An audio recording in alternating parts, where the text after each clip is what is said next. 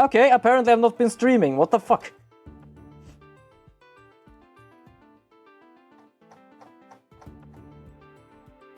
Welcome everybody. I thought I was streaming because I could start this goddamn thing with my Stream Deck, but I could not start the stream with my Steam Deck, so apparently I've been talking about it to myself here for a moment. That was odd. Okay, yeah, for some reason something has happened with my Stream Deck. It's not something bad that happened, it's just like I just connected it again, and for some reason the goddamn thing just decided to not work as it's supposed to be.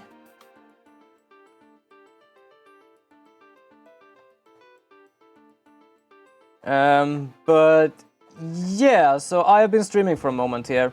Basically, I don't know, around 18 minutes, but I talked a little bit in the first one because I tried to fix my sound, so there's not much worry about there. And second, we have not done too much here. What you basically have been missing is that we needed to listen to the Mr. Main's speech again, which was basically just boring everyone to tears, and Mr. Simon Says also was sleeping, literally. But we managed to find something, because in his speech he decided that that he was happy about the white lady watching over everyone, which, as you can see, that's gold. But yeah, I've been tweaking just talking to myself here, which technically I am doing right now as well, but yeah, it's a difference. Look, I checked over to see, like, what the fuck? I'm so used to using my Stream Deck that for some reason I could start the thing and then start streaming. I thought like, oh, yeah, it's gonna be fine, but apparently not, because... Hold on, let me just try this again. Go over here. No, it says okay, but for some reason it's not okay. While I'm waiting for people to join in, because I was a bit late here with this, I am actually going to check upon my my thing here. Is it like... Check the 2 actions, scene, waiting for OBS. Like, technically OBS is on. The question is, I think it's like when I do the sound thing. If I turn OBS on first and then turn everything else on, it's just cannot find OBS. It's like when I try to fix me with the headphones and change headphones. It's like I turned OBS first on, but unfortunately it doesn't want to change to that, because yeah, they're like, it wants to continue doing the rest of the thing with normal one. Okay, fair enough.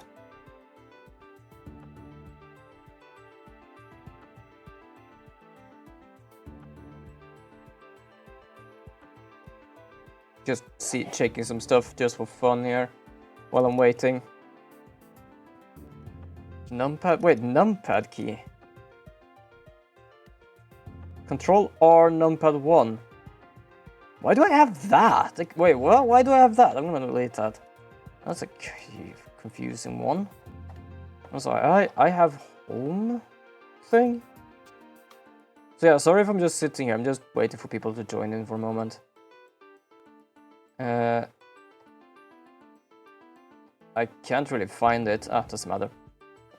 The professor said the pure white lady, Lady Justice, would be watching over them. But the Lady Justice in the video isn't even close to being white. It's as gold can be. I am not sure I can wrap my jaw around that to test its authenticity. Probably if I could bite it, just, you know, as pirates do. Oh yeah, and also as I said before, like each time I do someone's voice sometimes, I seem to need to like do something with my face or hand, like basically just playing as them. I didn't say it was made of gold, Your Honor. Now, it's true that this statue is pure white, but it broke before the mock trial began. The one you see here is its replacement. Oh, well, that's a shame on every count. Ironically, this golden statue sticks out like a sore thumb compared to the white one. Meaning the professor would have made a mistake in its color if it had been present. It seems that I have caused some confusion, but it was merely an oversight on my part. The statue was in the middle of the room. How could you not know what it looks like? Well, I was in a balcony seat. Furthermore, the statue had previously been white. I'm afraid this isn't sufficient evidence of the speech being pre-recorded. We had our answers long ago. The accused was the only one to leave the lecture hall. No, wait. The problem is, like, there is no proof he is up there. We can only hear his voice, so we need some sort of proof. It's gonna be something we can prove that the speech was pre-recorded. According to mock trial video, the speech started here. And ended here. I was talking about this before, while the stream was not on. But on this tape, where someone says you're a goner, there is 10 minutes and 35 seconds of some noise in the background. Which means that it was basically the speech that was recorded on it. And ended here. It's a little over 10 minutes, but I doubt anyone wants to be tortured again. It was only a little over 10 minutes. It feels like it went on forever. How do you figure out how long it was? There's a timestamp on the top right. All you have to do is subtract the time the speech started from the time it ended. Speech goes from 10-minute mark to 20:35. Wait a second. I could swear I've seen the same interval of time listed among the evidence. Yeah.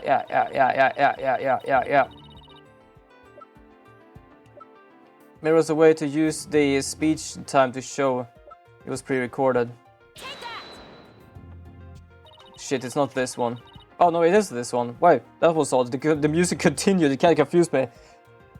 I would like the court to take a look at this. And this is? The voice print analysis that proves the voice on the tape recorder belongs to our client. Yes, but didn't we just establish that the voice on the tape recorder was a fabrication? We did, but what I'd like to focus on is the noise that is also there. Noise. Yes, the defense believes it resulted when the tape previously recording was erased. And what do you hope to prove by that? The length of the noise, what's important? It's 10 minutes and 35 seconds in all. And what did the timestamp read at the moment Professor Mins began his speech? That would be exactly 10. At 10 minutes. Now, let's fast forward this long-winded exercise in boredom to the end. Okay, stop. The video timestamp now reads 20:35. Based on this, we know that the time it took for the speech alone... Right, something like 10 minutes and you'll get 10:35. 10:35. Right, 10 minutes and 35 seconds. The same as the noise on the tape recording. I assume you all understand what this means. Professor Means to pre-recorded speech had been where the noise is now. Silence. You seem rather confident considering this is a mere happenstance match of numbers. But is it really just numbers? The lab is continuing the study of the tape. So far we have found signs of overdubbing. It's going to take a bit longer to recover the audio that was erased. The police are analyzing the noise as we speak. It won't be long until we know what was originally there. Who knows, it might just be the Cotton Eye song or something. Fuck it, that was 10 minutes long. At the same time, I think I've listened to music, it's like 7 to 9 minutes. But most of the time it's like really more... I don't know how to explain it. Epic music? Nah. Strong music, something like that. Now I'm sure of it. The professor was trying to create an alibi with a recording by pinning the crime on Juni. Well, he's not gonna get away with it. Not on my watch. Unfortunately, I don't wear a watch. Miss Sykes. Oh. I believe you are well aware of my mythology. Even if Juniper were the perpetrator, I would vigorously defend her, as per my word. And to that purpose, I offered to be her lawyer. Alas, look what's happened. All I stated are the obvious deductions derived from evidence and testimony. Truth be told, I have no intention of testifying. I had kept quiet for Juniper's sake, but now that you cast this blame upon me, I have no choice but to reveal the truth. Uh-oh, this doesn't sound good. Yeah, it really doesn't, especially with his bloody smile. I will now reveal the truth behind why I had to pre-record my speech before the mock trial. I, Professor Means, always say what I mean, and mean what I say by all means, and holy shit, I don't know what that means. Oh, great, he's gonna testify even though it wasn't just technically a testimony needing here.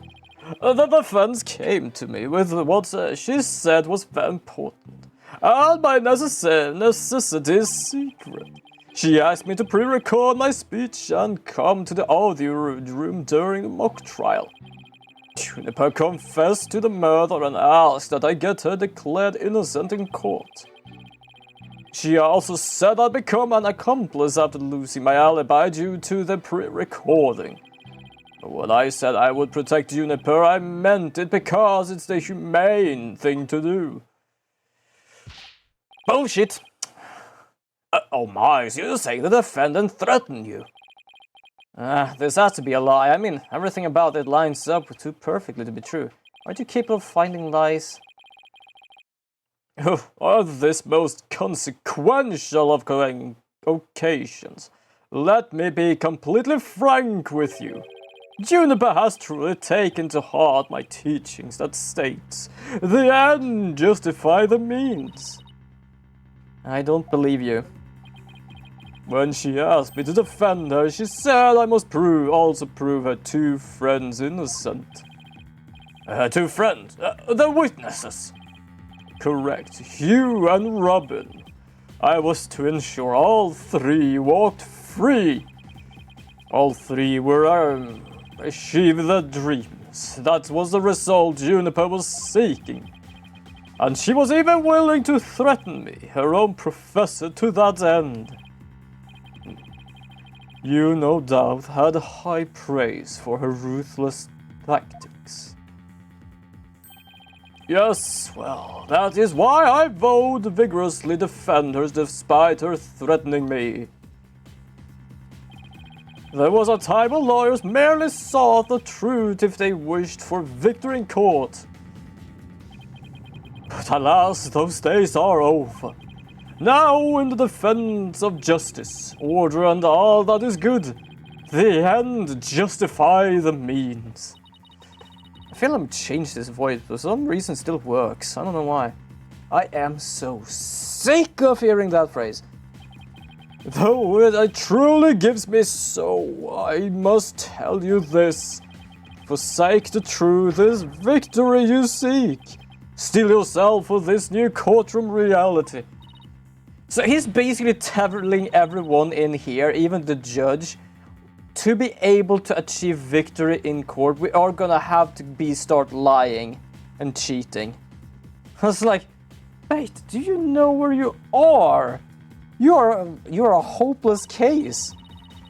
Since they already surrendered to the dark age of law, it's up to me to fight. Join the dark side. We have cookies. I remember one of my teachers have a t-shirt like that. It's fucking brilliant. Why so silent? Sykes don't know. Something the mother. This this is a court of law. It's no place for long-winded talks about idealistic principles. That's why I'm going to let the evidence do the talking. Let's not get carried away now, Miss Sykes. It will not do to have you attempting to discredit my doctrine. Do not force me to rectify this situation. No, go ahead and rectify it. Only if I lose and you win, that is.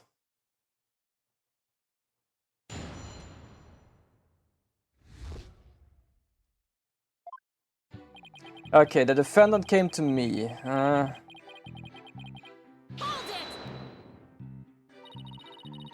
I doubt our client would come to you with something like this. You have a point there. If only Professor Court had been alive, I suspect Juniper would have gone to her instead. So our client came to talk to you after Professor Court was dead. Let's go through this step by step, shall we? First, Juniper come to me that day. Yeah. She asked me to pre-record my speech.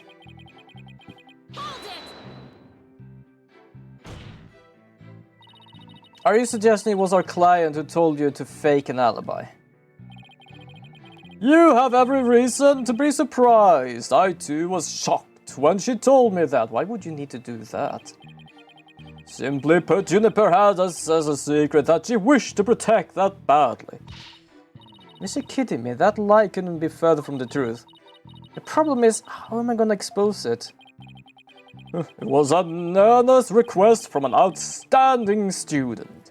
How could I possibly refuse?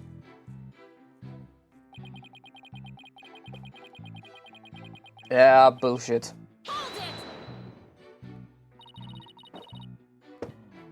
Did you consider that a threat? Yes, but it's now you to who she has passed the demands to. Besides, you must realize that you two are being used by Juniper. What? Your Honor, I ask you to do not let her fighting weakness and innocence fool you. Juniper Woods is quite the clever though, extremely clever. And perhaps most important of all, she's a fervent follower of my teachings. Your Honor, the witness testimony is nothing but an attack on our client's character. Very well, I have objection sustained. So be it. Nevertheless, the fact that she threatened me is immutable.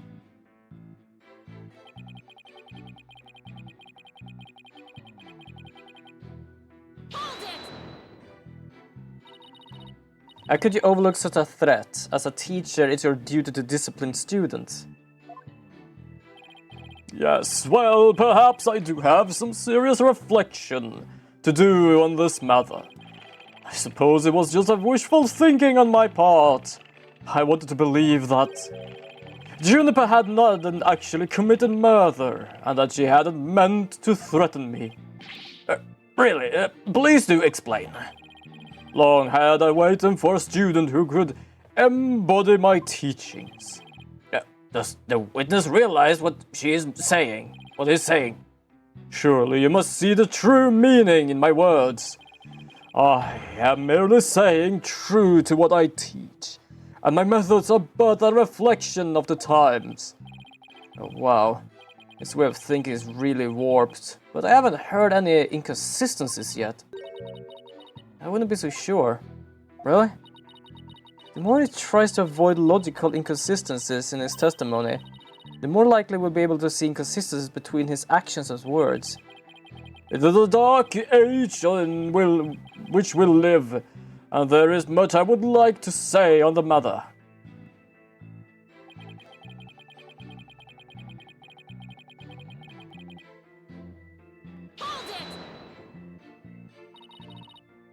You were trying to protect our client? Yeah, right. You'll say anything to pin the blame on Juni. What a frightful look! If I could ask you to not glare at me so. I have nothing but admiration for Juniper, How Juniper was willing to go as far as to threaten me. That is why I am protecting her by any means possible.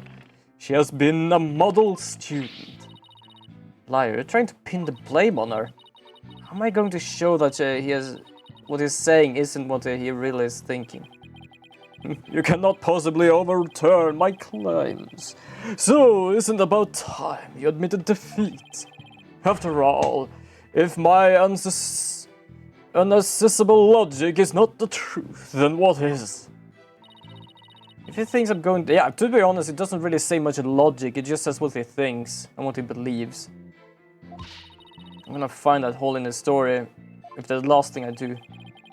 Even though he's rotten to the core, he has a total pro. I mean, that all made perfect sense. Yeah, but you have to believe, you can't believe a word he says. He's making things up as he goes along. He'll trip up on his own words yet. Have to see how consistently the professor's testimony matches up with actual actions. Okay, so there's something. The defendant came to me with what she said was very important and by necessity secret. She asked me to pre-record my speech and come to the audio room during the mock trial. Juniper confessed to the murder and asked that I get her declared innocent in court. She also said I become an accomplice after losing my alibi due to the pre-recording. But when I said, yeah, I'm gonna use this thing just in case. Objection! Yeah, kinda thought so. So, let me get this straight. You were trying to help Miss Woods. Huh. That's nothing more than a bald-faced lie, no offense, Your Honor. Such defamation of my character, oh bollocks. And your hair fullishless, Your Honor. It is an outrage. Miss Sykes, will clarify her statement, but leave my hair fullishes out of it this time. Yes, of course, Your Honor. Now, please take a look at this. The witness gave this tape to Mr. O'Connor. Then he slyly whispered, "Take this to the police and tell them you found it." There was no whispering, slyly or otherwise involved. I simply did that out of kindness, your face. Hell no, you did. Did you forget what's on it? The tape contained our client's voice. In short, it's incredibly damaging evidence. Why would it even exist if the witness wasn't trying to pin the murder on our client? Wow, you actually became quiet from this. Huh. You said that the road to hell is paved with good intentions, but not yours. You never had good intentions, only lies to protect yourself while blaming on others. You, Professor, are the embodiment of the dark age of the law. Don't say that. I'm pretty certain he's gonna giggle like a schoolgirl hearing that.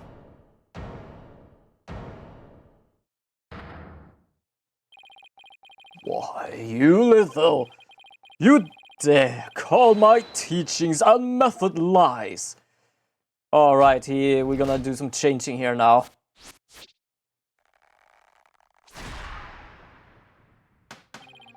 He even has a crack on his eyebrow. Theme is legal academy, is proud institution. Is the most powerful in the world. You'll never forget that what true education and lawyering means when I'm through with you. Professor Means, what's with your hair? Quiet, no talking in class. He just throws chalk at us. Eyes and ears up here, everyone. Homeroom is now in session. Theme is Legal Academy Lawyer Course Register. Fair enough. That staff he has can apparently stand by itself. We will begin with a roll call. Athena Sykes. Oh, here? Apollo Justice. Fine. I'm here?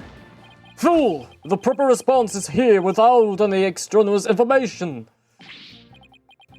Here? Next, Joanna. Here? C-Class. That's the proper way to answer. Simon Blackwell.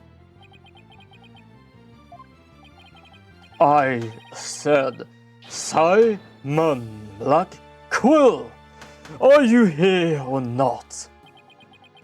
He doesn't give a fuck about that. I would do the same. I was like, yeah, let this maniac go through with this. There's always one, ain't there? Well then, I'll just mark you're absent. Now, get out of my class this instant. Get out. Very well. If that is your wish, who am I to defy my homeroom teacher? Yeah, is that such a good idea? Presumably Luke the Blackwell is free of his shackles. It just so happens as a member of my high school's disciplinary committee. How the hell do you pronounce that? But that is really so shocking. Constabulary lapdog teacher's pet. What a malleable mutt you are, Fulbright. Very good, Bobby. You just earned a gold star and a promotion to head disciplinarian. Alright, class is now in session. Why do I have the sudden urge to go to the nurse's office with a stomachache?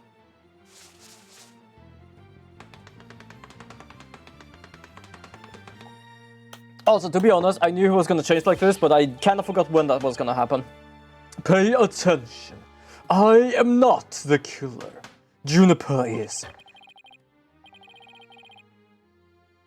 This will be the next test, so you had to be better be listening. But Professor, you created the phony tape to pin blame on the Juniper. Plus, you were the only one who could have moved the body during the mock trial.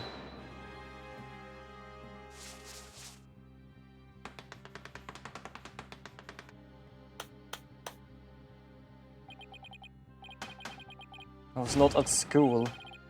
Athena, you disappoint me so. To think you would be labeled me a murder. Now pay attention. The murder occurred on the 23rd between 6 and 8 p.m. But I was already at home by the time, so fuck off. Sorry, I have to react like that each time I see something, because he is basically here with... you. This... I love when they basically just bring something out and don't think what we have in our hand.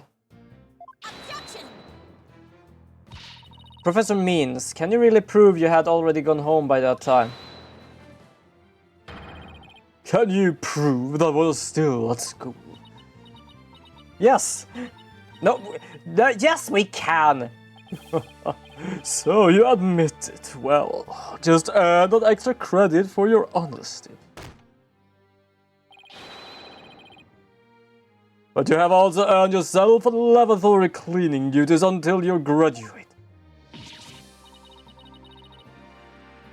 Well, it seems that you already graduated. Wait, who just did objection?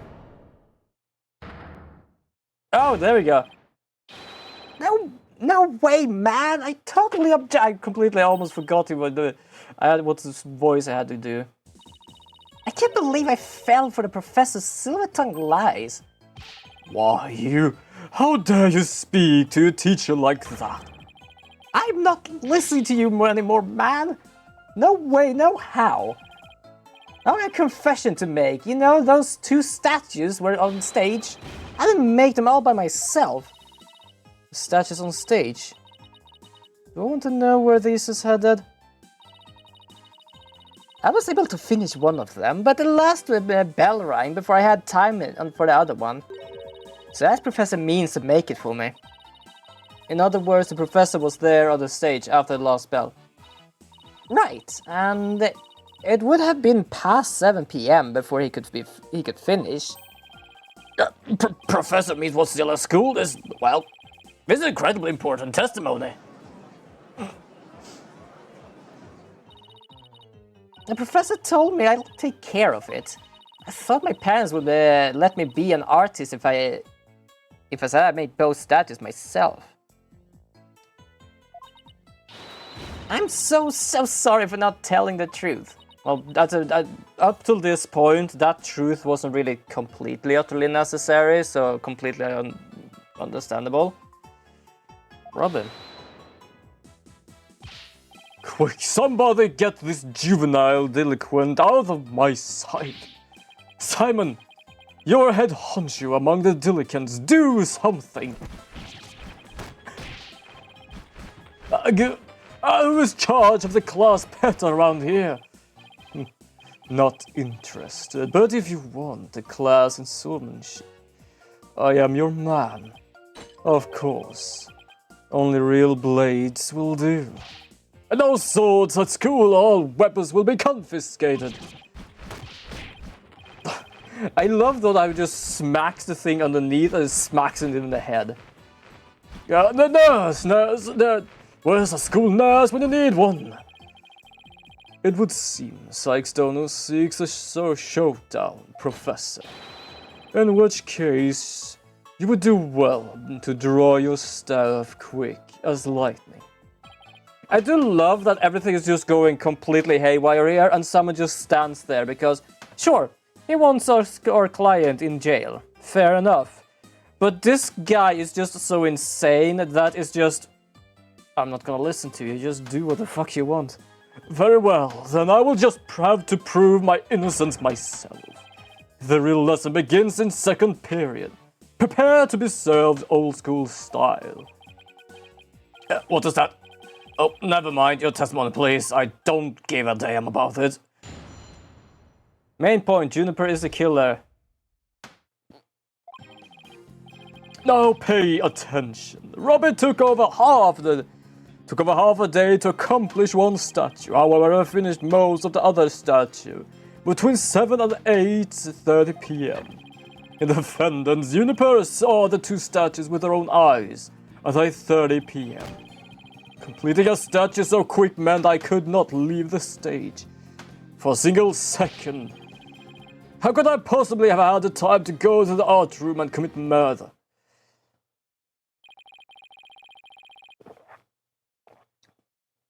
You're saying the defender saw the finished statues? Precisely. She said so herself at the detention center yesterday.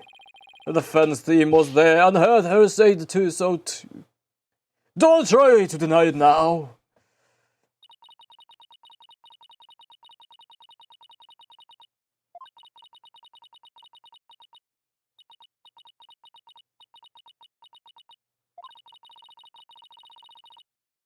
Yeah.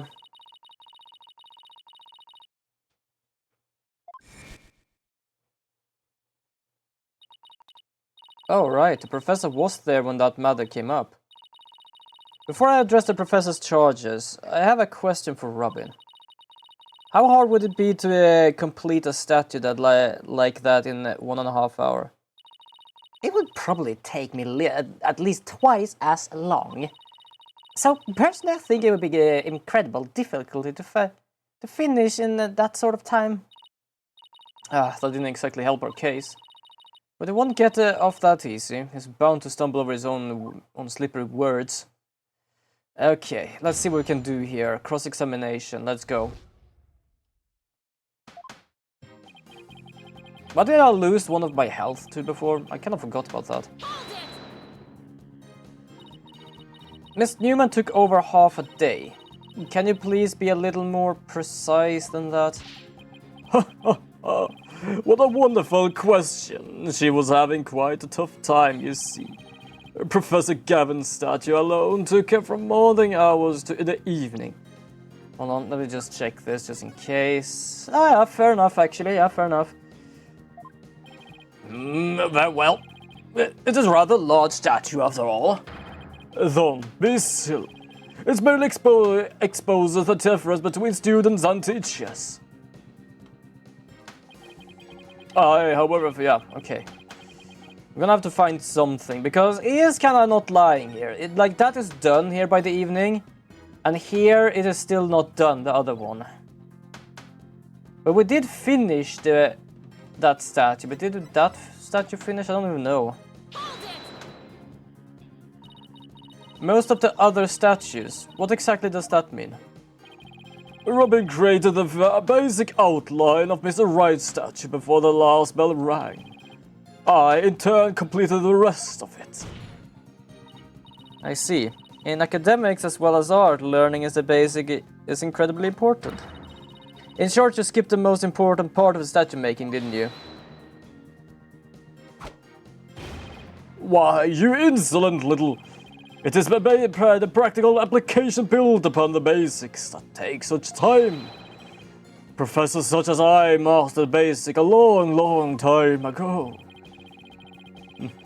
Unlike Miss Fancy Pants here, who all lacks a lawyer's fundamentals. Quiet, you. Now, do you understand? I did not leave the stage until I was done. Well, Miss Sykes, do you accept this witness claim? Fuck it, let's accept it for now, until we checked everything through. I guess I concede? I couldn't hear you. Say it louder this time. I can see that Professor Means never left the stage. That's right, but what took you so long? I was there at the stage the entire time. I could possibly haven't committed that crime. I'm not gonna give up here. I'm afraid I have to side with the witness, Miss Sykes. And unless you have any further objections, I'll have to put this issue to rest. Not yet. The defense still has an objection. Athena, I thought of something. Well, as I said, not yet. Oh, so it's it's time for a legal smoke and mirrors, huh? Or a legal smoke bomb. Legal smoke bomb! It's times like these when it seems there's like no other way out that you have to... Yeah, you have to turn the case upside down. I still, like, each time someone says that, I can't stop thinking about when I was talking about turning Athena upside down. It's like, that was probably a mistake saying that. I should focus on how he committed the murder without going there. It seems our young lady was a real benefit idea. But I'll use any means necessary, even casting stones. That's not... The chalk stone, technically? Oh. Sykes, though. If I hear one word of your usual jibber, I shall have your head. The murder occurred in the author. Yet the witness was a stage. How do you propose to fill the vast gap between these two key facts? If I accept the premise that the professor was on stage the entire time, the only other answer is that we got something else wrong. Wait, that's it. Every last one of us made a huge mistake. We were totally wrong about the crime scene.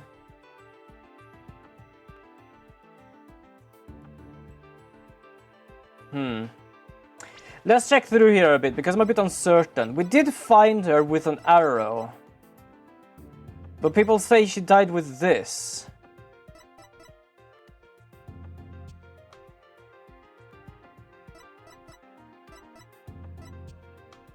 So question, but there was blood in here, so probably that was the issue. The suspect, the murder. I'm gonna do the murder weapon. No, apparently I was wrong. I was wrong! It's the scene of the crime, that's odd. I'm trying to figure out how that would work. Because I'm not gonna change the fucking suspect, he is the suspect here.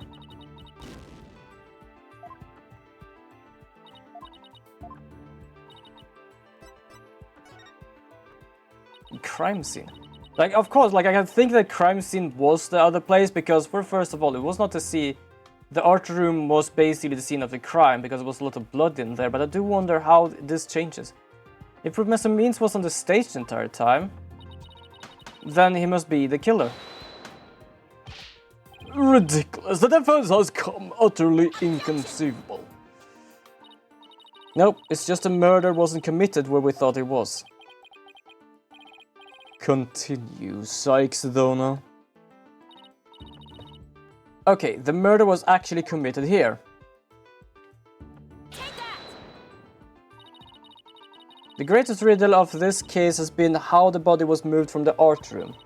But if the murder occurred on the stage, that means the body was never moved at all.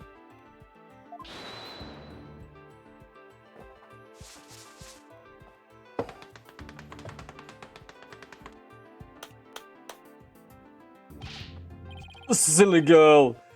When the body was found, there wasn't a drop of blood on the stage floor. Surely there would have been some blood if that's where the murder was committed.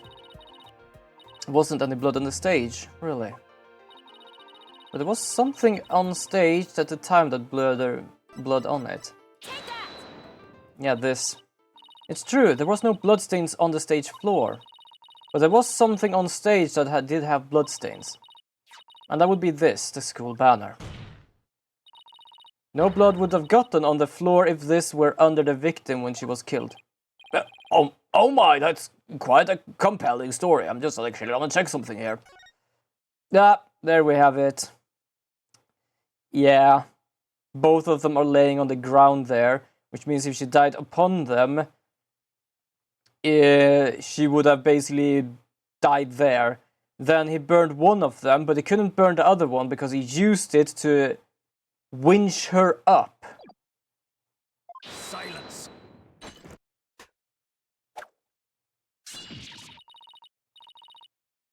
But what is it now? That was upon a pathetic attempt. You must put every inch of your body into your attacks. The autopsy states the cause of death was a loss of blood. Yet only a trace amount was found upon that banner. Where did the rest go? Blood getting on there when the body was moved by wire makes more sense than not. Very good, Simon. Tell me what's your first choice of higher education for education. I'll write you the ultimate in recommendation letters. You're all but a guarantee to get in. Actually, the defense has something to explain that as well. You do. If there was only a trace amount of blood on the school banner, then there must have been something else the killer used to soak up the blood. All I have to do is figure out what. What soaked up the most of it was the one that was above it, not the one underneath. What? It looks like there's some other piece of fabric on top of the school banner. It's the governor's banner that had been specially made for the school concert. Since it's the top of the school banner, the blood would have hit it first. It would have easily absorbed most of the blood, like a dishcloth, and only a small amount would have soaked through the school banner below. So it makes total sense for the school banner to only have a little blood on it. So, that banner absorbed the blood like a dishcloth. Yeah, that would explain it. The governor's banner was like a dishcloth. Surely it was at least towel cloth quality. Fair enough, actually, fair enough. Simon, just stand there, do something. Silence. Sykes, though, you are learning to wield a blade quite well. But how will you respond when I come slashing at you like this? The remnant of a larger bloodstain was detected in the art room. Why would there be blood there if the murder occurred on the stage as you claim? The bloodstains in the art room was faked. How? I'll tell you how. All that was needed was something that could transport the blood upstairs. And that something was a piece of evidence we just finished discussing. The killer used this to bring the victim's blood up to the art room. To think that you'd stoop so low to present me garbage to this court. It's only garbage because someone tried to destroy it by tossing it into the incinerator.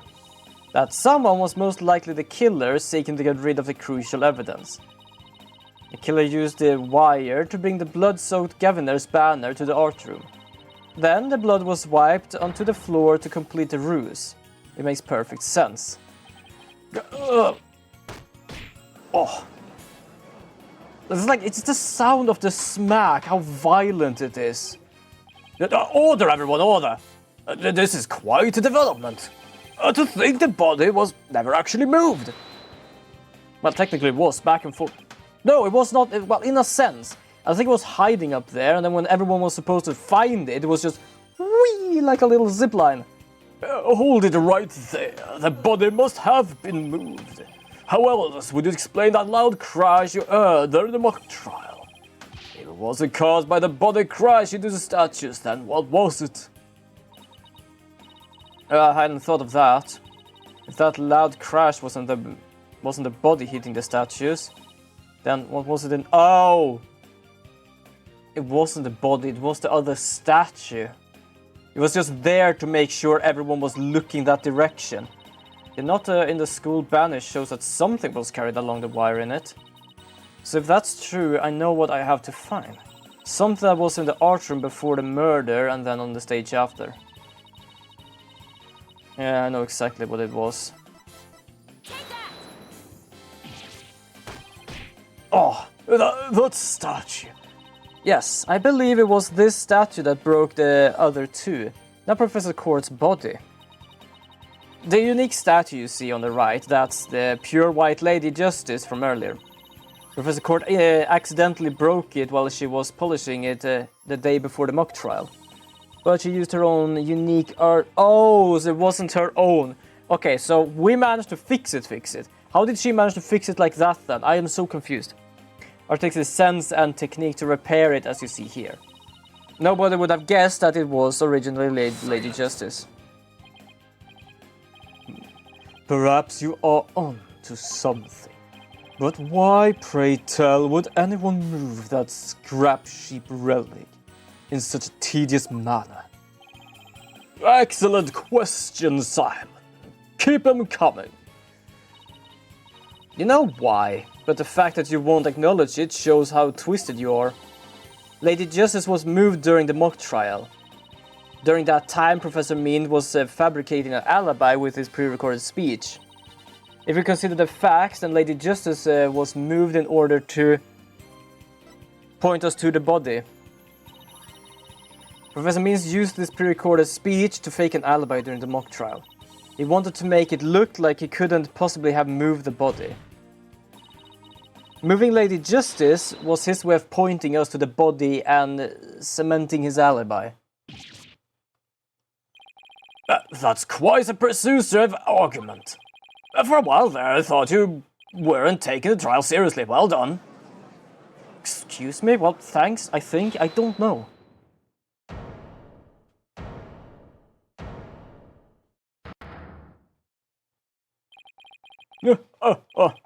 You should never underestimate me at thinner Sykes.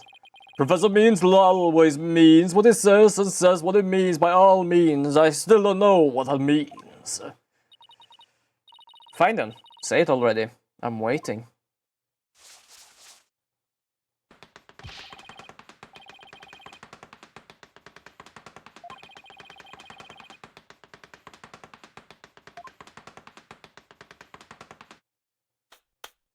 Easy. Because behind the stage it was drag marks. So answer me this, why didn't anyone see the body that entire time? That can be explained by... Easy. If the victim was murdered on the stage and left there, the body would have inevitably have been discovered. And of course, there was nowhere to hide a body upon that stage, but behind it. This is no good, Athena. Our claims is this close to being beaten to a pulp. I know, but we've come so far. Consider yourself schooled. I could have possibly killed anyone. The killer is no one other than Juniper Woods. It has always been and it always will be. Just wait a minute. I already know there was drag marks on the backside of the goddamn place. Oh, poor Juniper. See, she must seriously regret having to ask you to defend her.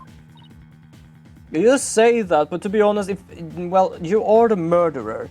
And if you basically went with, oh, I want to defend you, that would just be like, I am the murderer. I'm just gonna make sure I'm just gonna fail this, because, in case.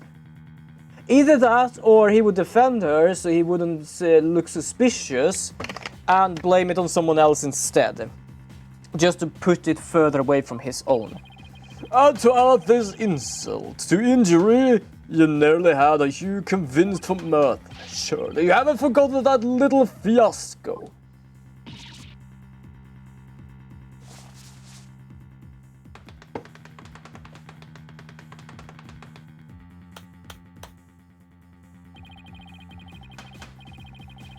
Not only did you fail to defend your client, you also raised false charges against a friend. You have no right to call yourself a lawyer. Says you. Don't worry. We got this. We already managed to figure out. I kind of forgot what I was saying that we managed to figure out, but we got this. Don't worry. Because we did see drag marks behind, so that's no problem. But if this trial proceeds in the same manner and ends in the same way as the mock trial, would you not lose everything you worked so hard to gain? Well, just have to make sure it don't happen, then won't I?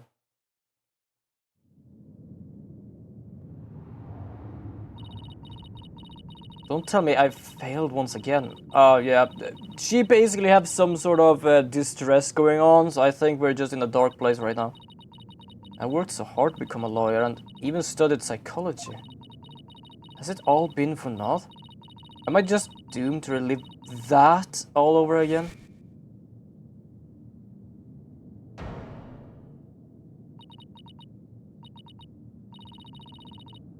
Yo, Gani, welcome to the stream.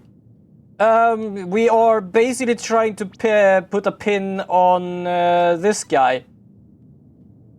But I'm doing good. Been just doing random shit today. Editing the video for tomorrow. Doing some stuff. Also forgot to stream because apparently my stream day didn't want to register. So I had been streaming for about 15 minutes without being live. Luckily we didn't miss too much other than apparently a 10-minute goddamn speech. Also, if you're wondering about the music and what's going on, she's having PTSD right now, so don't worry about that. But yeah, we're basically trying to pin everything on this guy now. But how are you doing? I hope you have a good Tuesday.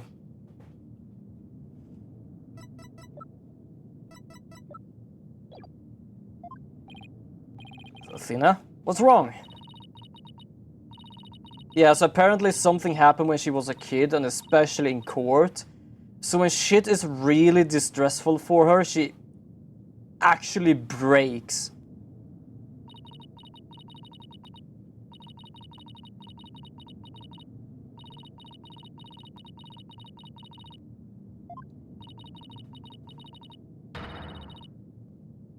We have seen this before. This happened basically around like the first or second trial when she basically just froze. But don't worry, we're gonna... What the fuck just... Oh, there we go. Do you know how weird it is to doing a girl's voice with this? You leave Athena alone. Well, hold on. Well, at least not that much important stuff happened before you went live. Yeah, exactly. His goddamn speech was pre-recorded as well. You leave Athena alone, man. She's the one who saved me. It was because of Athena that I stopped hiding and started living my life as a girl again. And she saved the friendship between Hugh, Juniper, and I. That is true, because at that point they were kinda not knowing if they all were friends or not. I think you're awesome, Lawyer Athena. Oh, hold on, Scratchy. You're one of the best. No, you didn't raise false charges. You went from one part to another. But for me, not gonna lie, kinda stressed. Part of it was due to my own stupidity. It happens. I have been stressed about things I managed to either do or forget or stuff like that as well. It definitely happened. And to make it worse is that it was some college stuff. Understandable. Sometimes it's really difficult to actually look through everything with that. Even I got lost with that. What's the big deal? False charges, nothing to be scolded for. And I'm not even mad at you. I should really be thanking you. You used legitimate means to expose my wrongdoings and me a chance to re-examine what's important.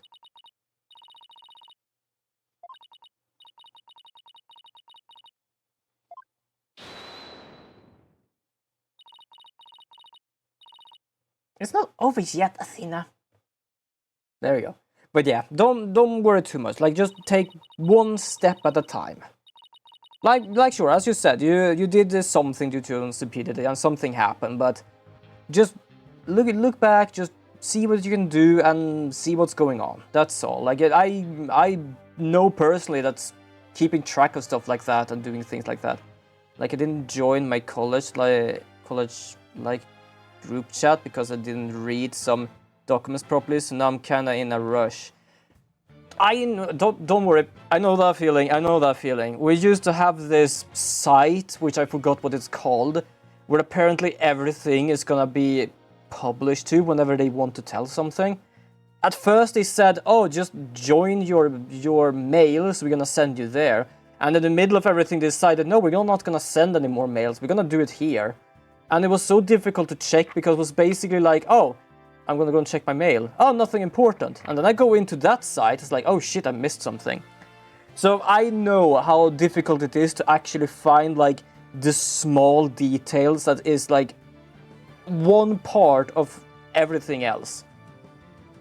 So just breathe and just take it slow. Just breathe through it and see what you can do. Absolutely. Even now, at this very moment, I still believe in you. And you're better than most people, Thena. I know you never surrendered to dark ages of law like Professor did.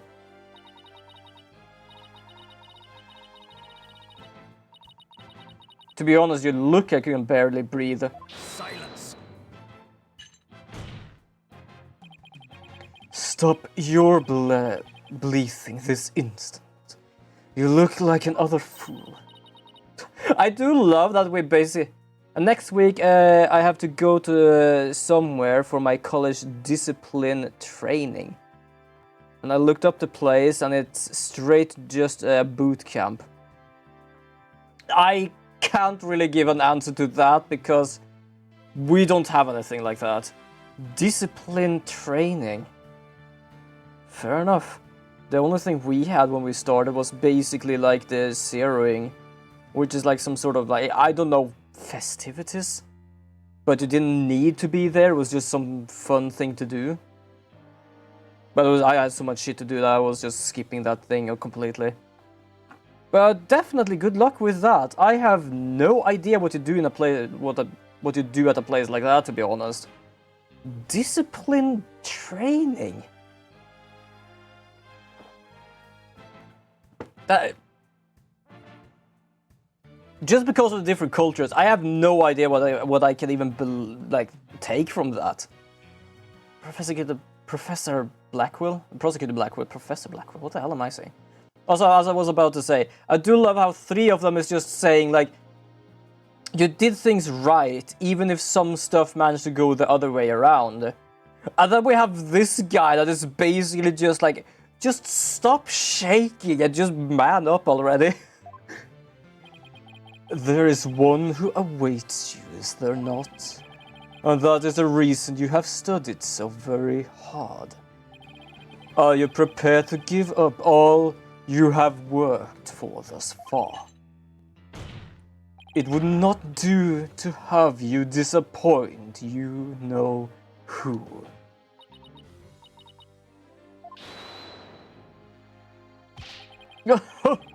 Also, look at this guy now, by the way. This is what he also, how did he...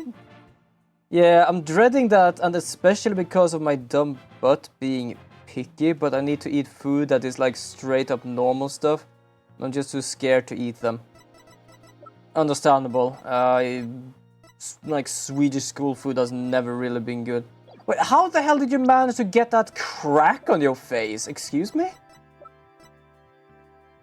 Oh, look at this. Like, his hair isn't covering his eyes, but for some reason, and saying stuff like that makes me feel I don't deserve to go to college, but I'm already accepted, so what can you do? I would say this, because you are accepted, that means that they do believe you can go there. Yeah, the man is ballin'. This is basically his change of character. But yeah, you can see it as this in a way. Because they did accept you, that means that they believe you can be there. So, as I said, just one day at a time. Just do it as best as you can. That's what I can say at least. You're wasting your time. You have nothing on me. No evidence or anything else to establish my guilt. The bright, cheery, dark age of the law where the ends justify the means. I really hate when he says that. You are helpless before the might of lawyers, who the end justify the means. Oh, here we go. Ah, don't worry, Athena. You're doing fine. The truth will always win against people like him. But Apollo, what am I supposed to do now? Well, first of all, stop shaking. Listen. All you have to do is take a deep breath and look back over the entire case. If there's truth to be found, and there always is, you're sure to find it. Now, let's see you smile. Remember what Mr. Wright said. The worst times are when the lawyers have to force their biggest smile. Yeah, don't worry, Jenny. Like, I've said that before. Like, I might not be able to speak a complete truth of how everything will work out. I can always hear and I can always support.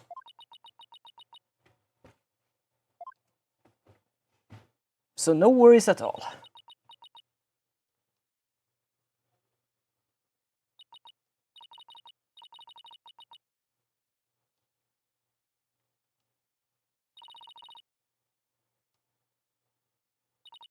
Oh, I think she's back now. The worst of times is when a lawyer have to force their biggest smile. I wouldn't say this is the worst time. She only has to smile because she's basically just breaking. Athena Sykes is psyched and ready to rock. Prepare for your utter defeat. For some reason I want to say other. I won't say other defeat. I would only worry there was a cow around here. Professor Court wasn't killed in the art room. She was killed right where her body was found. We know because there wasn't any time to move the body there from somewhere else. That means the body had to be hidden somewhere on stage until it was found. Let's think along these lines and see where it takes us. Oh. Apparently an ad break ends in 1 minute and 30 seconds. First up, when did Professor Means remove the body from its hiding place? Well, let's see. What was he doing right before the body was discovered? That's the thing though. I just have this kind of imposter syndrome all the time, and especially now that I'm not mature enough to be ready for college, but that just sounds like I'm just making excuses, so I try to forget it. Understandable. I have been there because I have talked about before how many times I basically feel like that nothing will ever go my way, because that is how everything is meant to be. That's my way of seeing that on very bad days. So I absolutely understand how you're thinking when that's happening, absolutely. But don't worry too much about that. Though even when I try to still find a way, find his way back in the mind, I know that trust me, it's not like I'm thinking of every bad thing that's happening and stuff like that. It just happens because in the middle of everything, my mind just says, oh, you know what? Today I'm gonna mess the hell with you. So it just happens. So I know exactly that feeling because I have and am a person that sometimes in very bad situations do tend to kick myself. And what do I do when that happens? I go to people and just enjoy their company, basically. So yes. So I know exactly, well, not exactly per se, but I do know a similar situation of what you're talking about. To know about the body where it would be more easily spotted. Therefore, the only time Professor Means would have removed the body from its hiding place is before the mock trial. Nope. Oh, my bad. When they said before the mock trial, I basically thought about the speech, but apparently that was during the mock trial. The body was moved during the mock trial. Oh, during the speech.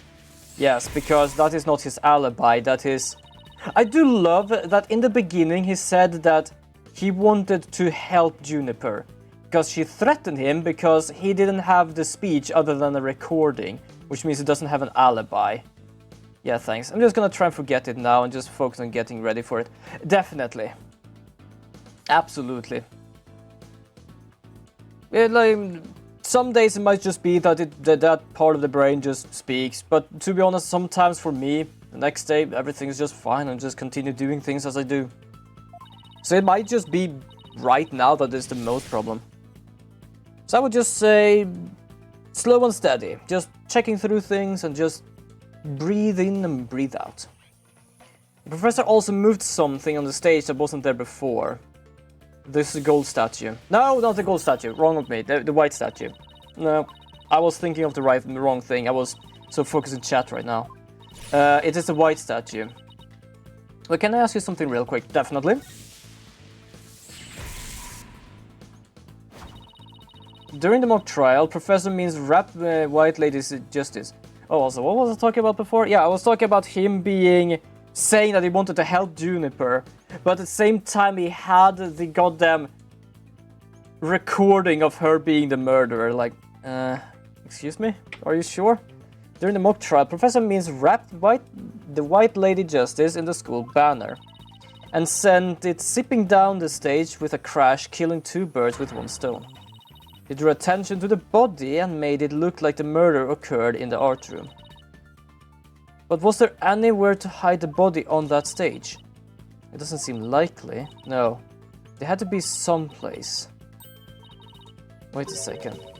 How about something that should have been finished but was only mostly done? Wait, hold on, huh?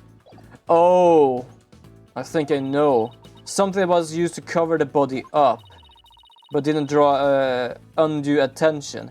Yeah, because to explain something here, there are 2 statues over here. The left one was made by Robin after a whole day. And Robin asked the professor if he could finish it, or either the professor asked if he could help out with it. But what if he never actually finished it, and instead hid the body there? That would explain the marks on her wrist, because she was basically tied up to this wooden thing to look like there was that there. So it wasn't behind the stage, it was on the stage but never really there. In that way, no one would suspect there was a body hidden inside. The right statue.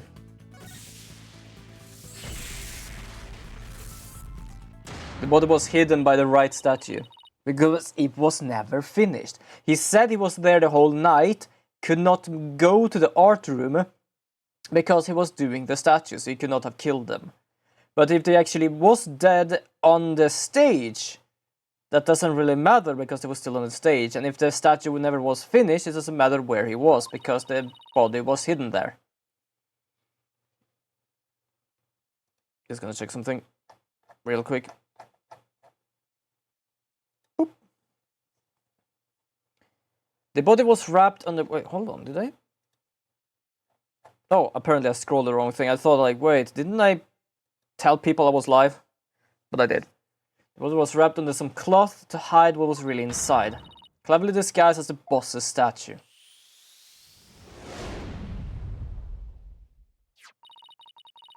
Mr. Newman gave up on the right statue, yet Professor Means finished it in a single night. Yes, what an impressive feat that was. Objection! If it was, that's the thing. No, his so-called work of art deserves none of our praise. That's because it was only a facade to hide his real work, the murder of Professor Court. Do you ever feel like doing something, but then you think about how useless or meaningless it is compared to other things you could be doing, but you end up just doing not doing anything because of thinking what you need to do? Yes, sort of. There are some days when I feel that's the thing. Like right now, I have the problem with trying to find work, and there is no one really that wants to hire me. I don't really know why, but you're never really gonna get that answer. And there are some points when this hits me really hard for some reason. Not because of not having work, but because like it is basically a step I have to take before I can continue to my next step. The problem is that step everyone is basically taking away until I am capable of getting that step. That's how I see things. So there are days actually where I've felt that I need to do something, I want to do something, but I can't. And sure, like I end up doing nothing or nothing particularly great because either I can't do anything or my mind just feels really restless. So restless that it actually doesn't want to do anything. Well, so I know exactly what you're talking about. I do understand that feeling. So, yes. I have been there before, and I have been there sometimes recently. Come again. I'm afraid I don't follow. He hid the body by making it look like the statue of Mr. Wright. With the body wrapped under a piece of cloth, it looked just like the statue. What? It's like... Everyone is apparently doing this automatic. I don't even press the button. Now it's getting interesting. Well, do you think you know how to stop that? Unfortunately, I can't give a straight answer to that, because that's the same part as I said before, where there basically is just the back of my head is nagging me, and it can cause a whole day to just feel useless, to be honest. Like, there is a whole day where I don't know what to do, just because my brain can't stop complaining to myself. So I can't really give it a good straight answer to that, because most of the times the next day I'm fine, because I let my head do its thing and then it's just completely tired. So how to stop that? I can't really give a good answer to that. Because as I said, like whenever I feel really down on stuff, I go to... It's as I said, like to another streamer someday. Like, what do you like to do sometimes when you like do things? I don't know if we're talking about when you're feeling sad and stuff, but I did say like when I really have a bad day, I go to friends' streams and just give a gift sub, especially when I can. And that's just how I do things there. So that's kind of what I do when I don't know what to do. I most of the times hope I can go to a friend's stream or someone's stream and just watch that for a moment, trying to think of something else, not like actively, but like shutting down the brain for a moment, like see if it can just do a hard reset. Sometimes it works and sometimes it doesn't. But yeah, because I'm not a psychologist, I unfortunately cannot give a straight answer to that one. No, this is getting preposterous. How could such a thing ever happen to even be possible? Objection! We'll never know until we try. I think I know where this is going. Okay, Apollo, time to turn me into a reasonable likeness of Mr. Wright. I'm going to pose like this on like the statue, so... And now I want you to wrap me up in a cloth so it looks like a statue. I had to ask the obvious, but where am I supposed to get this magical cloth? Let me guess, they have some over here. I'm afraid that isn't the right color, Mr. Justice. We'll give how sudden the request was. It's kind of best I can do, Your Honor. What did it take? Alright, I think that's about does it.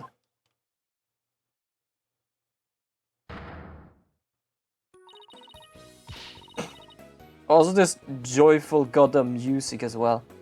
Well, what do you think, everyone? Do I look like a statue of Mr. Right or what?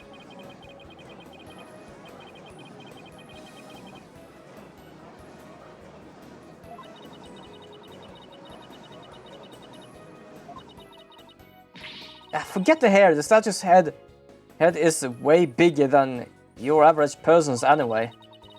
You gotta hand it to me for trying anyway. Wait, that's it, the hands. Her arms are raised over her head and there are dark bruises around her wrist. Yeah, the professor was probably tied up with something.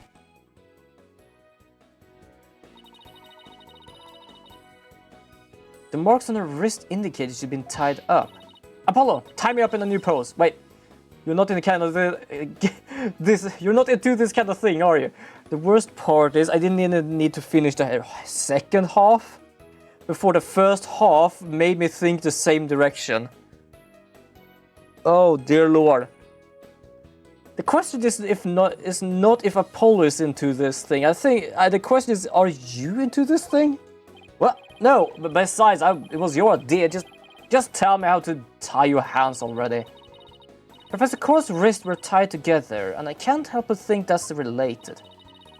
How should I arrange myself to match the shape? I want to give behind my head. Apollo, tie both my hands behind my head.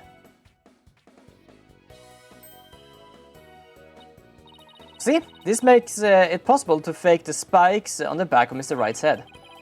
Sure, but then what about the statue's arm? With both arms behind your head, you can't exactly complete a pose. Yeah, it would be awfully hard to make the objection pose like this.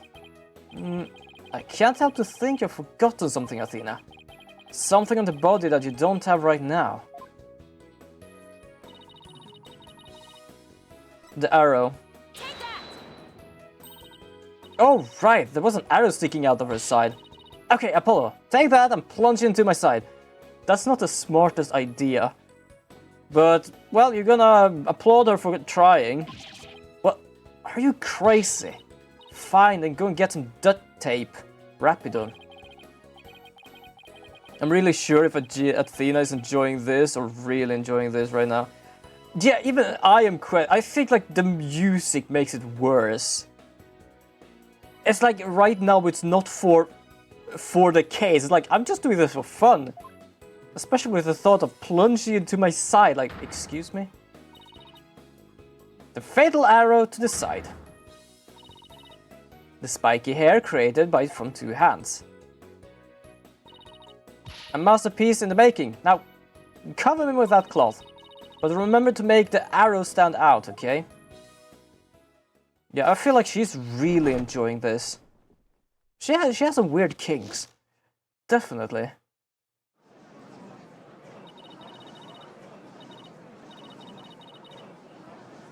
The arm is too short. Nobody's buying it. The arrow is nowhere near long enough. But what else could you use for the arm? I want you give up then. I must commend you, if only for your spirit and determination. I'm pretty certain his staff, actually. Of course she's not giving up. After all she put me through, she owes me an explanation, and one that makes sense. Now, disappoint me again, and the penalty will be double painful. Ouch. Yeah, I guess not get it right this time. Think, Athena, think. Professor Court was murdered when she stopped by the stage to see Professor Means. If it wasn't premeditated, he must have used something closer at hand in this ruse. Just posing accomplishes precision in the middle of the room for everyone to see. Kinda, yeah, I agree. Like that. Right now? Okay, hold on. Please, please, please be in this photo. It just has to be. I know exactly. Because he has used it so many times, and even though it's like, oh, that might not be right, it has the best shape of basically something called a man catcher. Ah, there we go. Bam. Got it. I know what he used for the arm of the statue of Mr. Right. This is absurd. There's no such thing in this photo. Hehehe, don't play dumb with me, Professor. It's a staff you have right there. Everyone fails except me. Oh, yeah, sure. Staff, this is the spear of a great legal one. Spear? Are you having a laugh? Like, sure, a mace or something. We thought of how blunt that thing is. Whatever, just hurry up and lend it to me. Either that or ask someone to... Oh. The length is perfect. Mr. Wright shouldn't possibly object to such an awesome... The length is perfect. Mr. Wright couldn't possibly object to such an awesome arm. Okay, go for it, Apollo. Third time the charm, I guess. Sure, I'll give you your arm, a hand cloth. A hand cloth and binding coming right up. Oh, good God. The whole thing, I do love, like, in a sense, this is not like the old cartoons where they were capable of hiding the more adult jokes, but at the same time, they kind of do in this game at the same time, but at the same time not.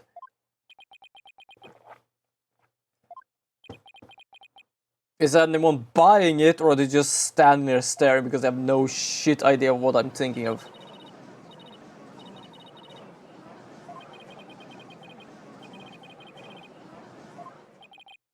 We did it. Didn't we? Ha! Well, am I not a spitting image of the legendary Phoenix Wright? The man who will bring us out of these dark ages and into the era of brilliant golden light. Golden light, all I see before me is the pink specter of a man. She's absolutely losing it. That's just because Mr. Wright likes his statue. It's possibly tickled pink. Get it, Apollo? Tickled pink. Ugh. That jokes deserve a pink slip. There's so many puns here right now, god damn. It seems the gallery is quite impressed with the defender's sharp thinking. The witness. But the resemblance is nothing more than a coincidence. Not so fast there, Buster.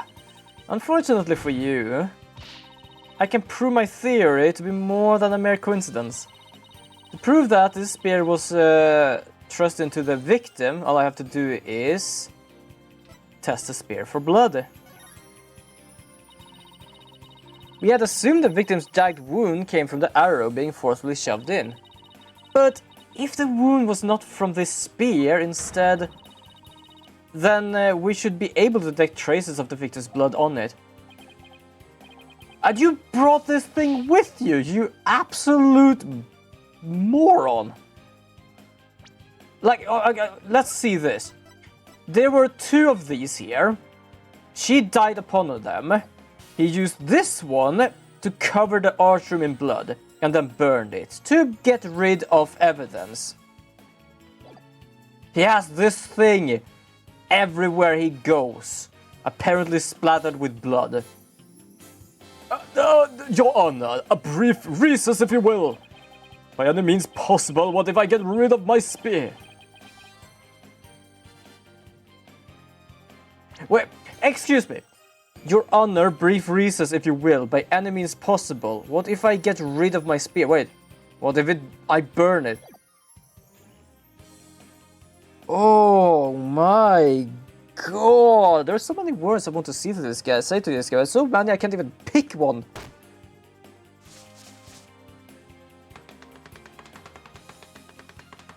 Also, what would you actually stab this thing in? That thing, does it actually have a spear end, this thing? Because I'm pretty certain that thing is more thicker than what this thing is. If I do that, I'll be found innocent. I am innocent, I'm telling you. Surely you don't expect us to take a lecture from you now. Now I ask you in the gallery.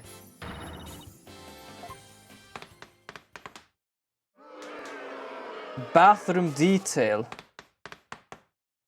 Retake bar exam? Okay.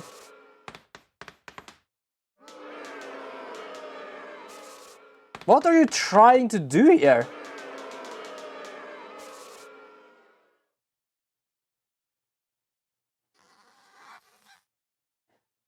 What are you even trying to write right now that you even are capable of writing?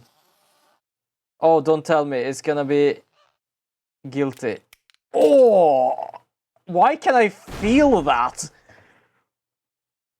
I just saw his teeth shatter and I could feel that. Oh my god. Prosecutor Blackwell, what had become of the one witness Aristotle means?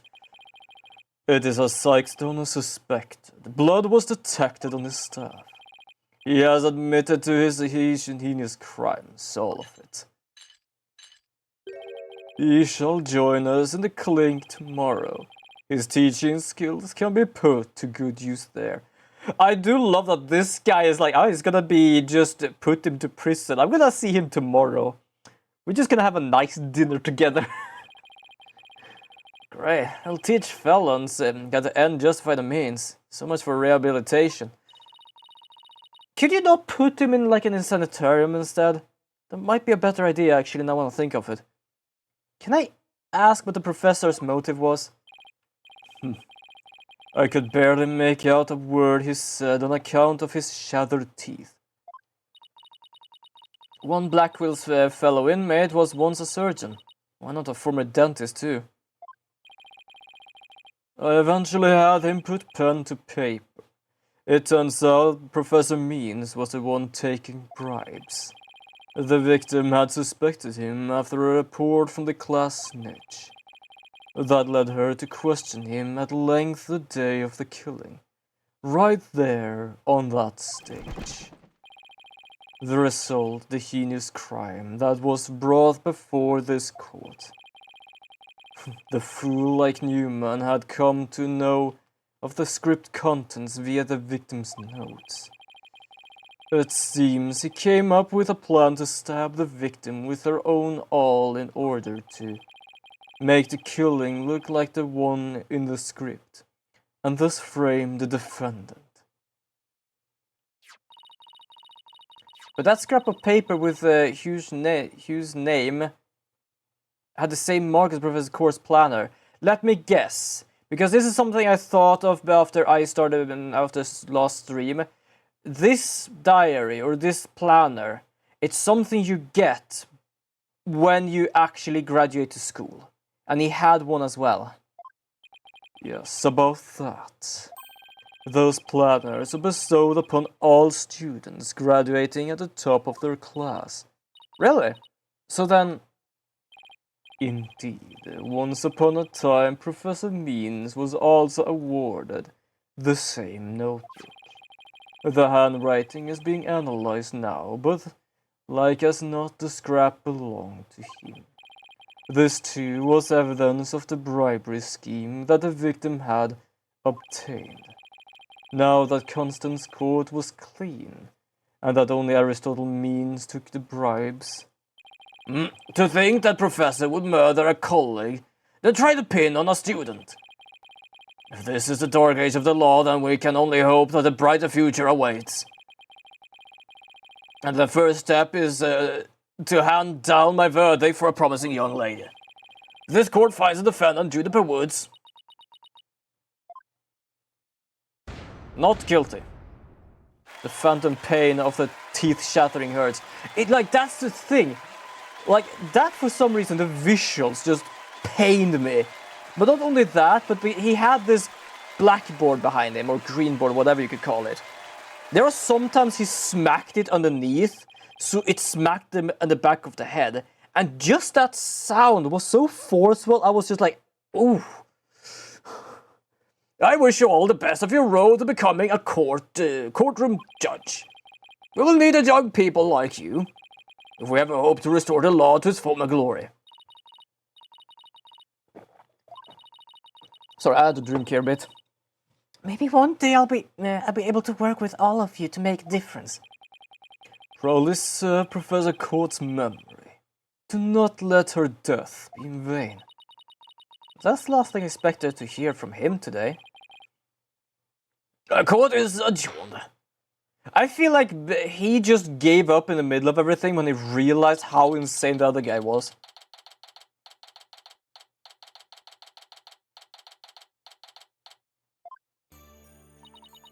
Thank you, Athena. I really mean it. It was nothing, really. I was about to lose my shit in there. I can take the biggest tangle of a messing case and unravel it just like that. True, but you can't unravel your own fragile mind. I know that feeling. I think most of us all know that feeling. I know, they're pretty wound up there at the end, literally and figuratively.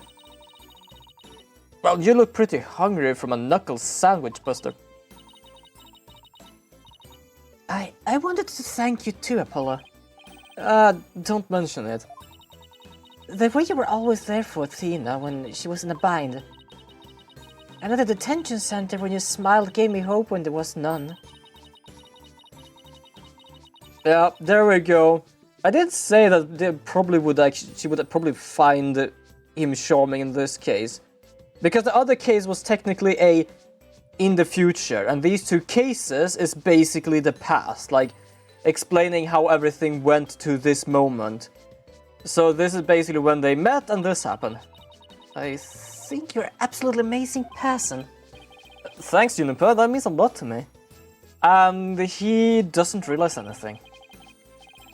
Well, I still have a lot of work to do, and I can't wait until we see you on the judges' bench. I promise you'll get there someday. That's why, until that day, I'll... Oh. Guys, I've got some big news. I mean, this is huge. Oh, man! Oh, am I interrupting something? Are you gonna have a smooch moment? No, it's okay, I think. So, what's the big news? The school festival. It was supposed to have been cancelled after what happened, but... We just got the call. In memory of Professor Constance Cord, who worked so hard to make it happen. The festival is being extended one extra day until tomorrow. Really? Right? I would say that's one of the best choices. Because she died for the festival and it all went well. So why not do this in her honor? Definitely. We've got a special treat for all of you. A love letter for Themis Legal Academy. Achtung, baby. It's time for the Guitar Serenade.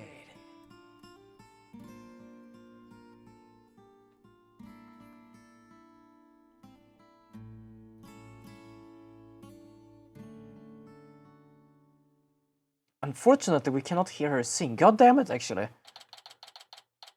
I was kind of expected to hear something, but nope.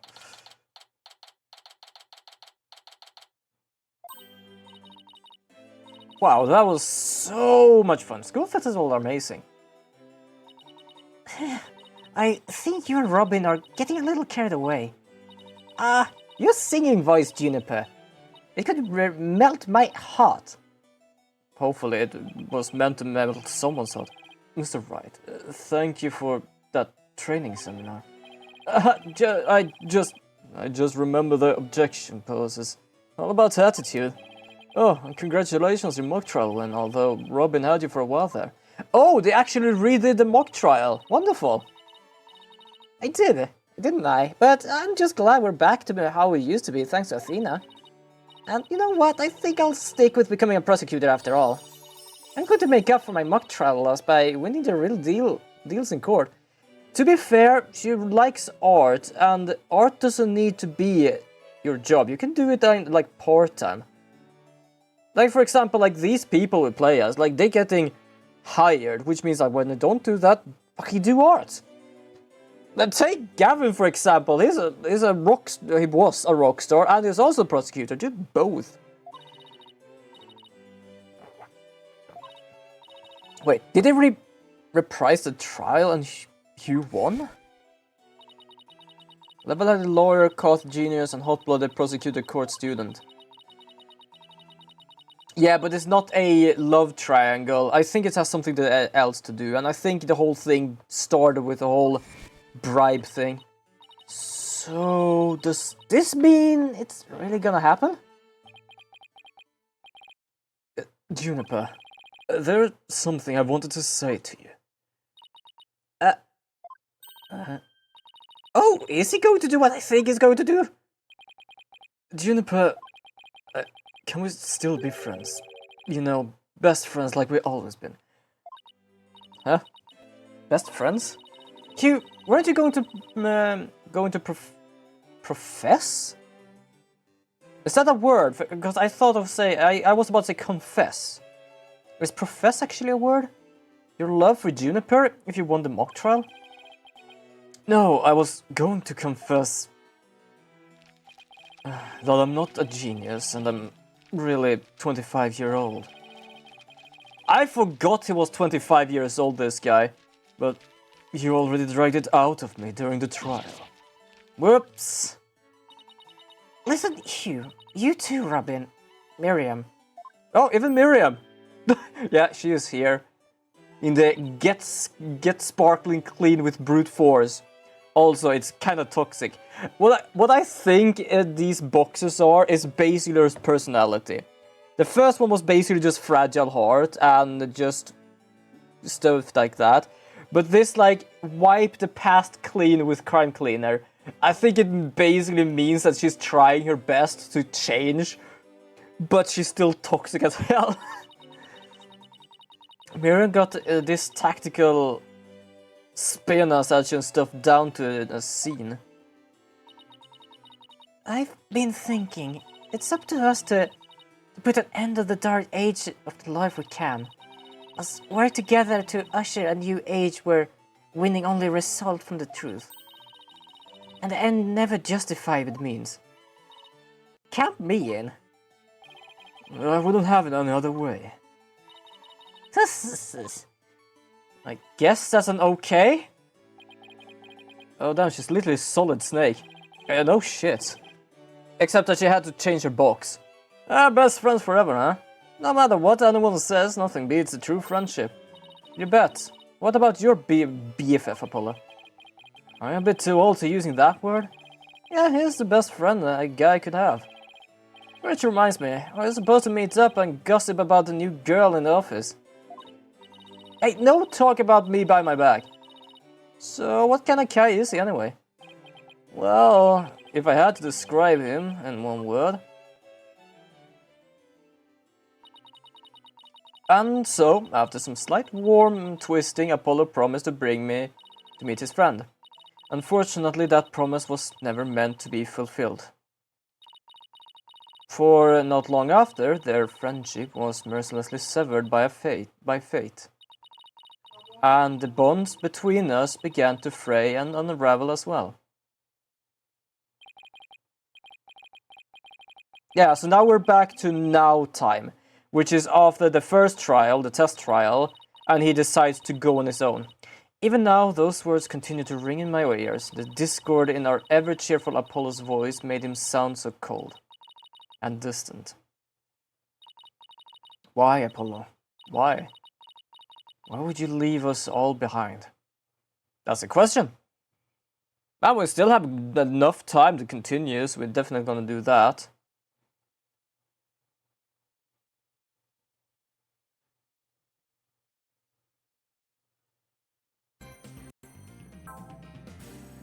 Turnabout Academy. Nice. I do love that they do have these things of like, yeah, you can get achievements. But even though it doesn't really mean too much. Yeah, continue to the next episode. I think there's either one or two more, plus an extra. The courtroom bombing incident. A terrible attack launched by the will of a madman. That incident perfectly symbolized the state of the legal world in this dark age of the law. Mr. Wright brought it to a resolution of sorts.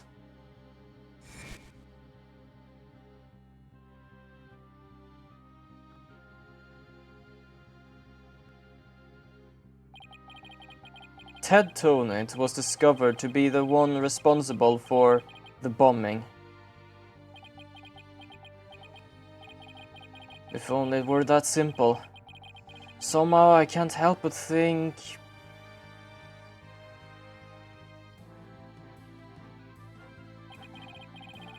that there's a darker influence at work.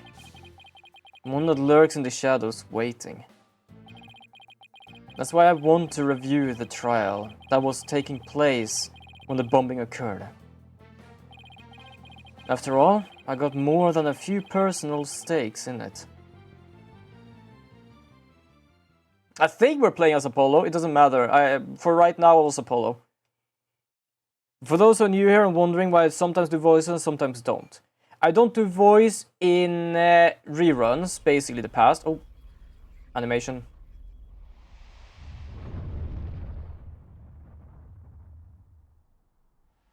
Oh, Space Hunter. 1 hour remaining until launch. Please begin your final equipment check.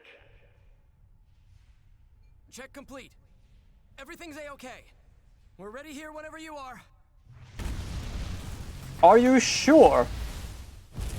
Jesus, you almost didn't even finish that sentence. Come in at 2. Come in. Do you copy?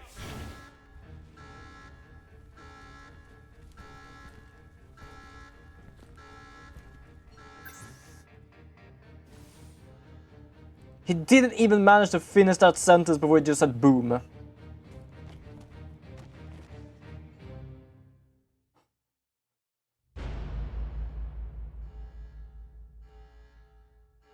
He's dead. What was I talking about before?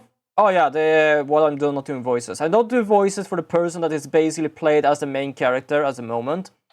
And I also don't do voices for like reruns. For example, the first time I hear a witness trial, a witness thing, cross-examination, I do voices for that, but not in the second one. And like flashbacks. Oof, they didn't manage to finish the quota for the company. Yep, true. I didn't even manage to think of that one. That was a brilliant one. That's kinda on spot. To be honest, I have seen so many people play that game where they just want to run around and just being silly, that finding someone with a knife in them is actually not that impossible. That's probably the worst part.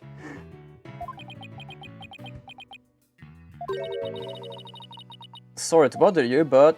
Oh! Hi! You really have a crush on this guy if you actually are here every time. Are you alright, Apollo?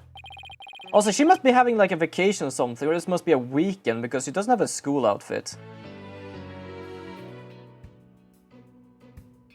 Also, just realized, like, she has flow hair when she's at school, but she has these...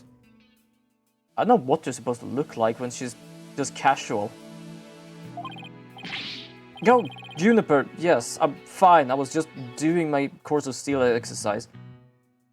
I don't know why, but she kind of reminds me of that old woman from Another Code R. Just because of the clothing. Not like she's basically having like grandma style clothing, because these fit her. But like how much she has with like flowers and acorns and stuff. Now I'm all ready to go. Yes, knowing you, I'm sure it'll be just fine. Oh, I brought you a present from my garden. Is this a lotus root? That's right, my grandma says lotus root is good for your eyes. Perfect, he needs that, because sometimes his eyes bulge out when he's trying to find what lies ahead. She even says it looks through the holes, you can help you see the future. It's for good luck. Maybe later you can cook it and... Oh, thanks, sweetie. I'm gonna have some right now. She said cook it. I don't know how it's gonna taste raw. Oh my! Kinda tough, though. He just ate the shit straight on like a nut. You can't eat it raw, but thanks for an enthusiastic try. I love that he took that thing with no thought behind his eyes and just crunched the shit out of it. Oh, plot twist, her grandmother was the old lady from Another Code. Actually, that for some reason I could see that. I actually could see that. Oops, if she didn't think me weird before, she will now, and I've gotta calm down. To be honest, I think she loves you, that you are weird.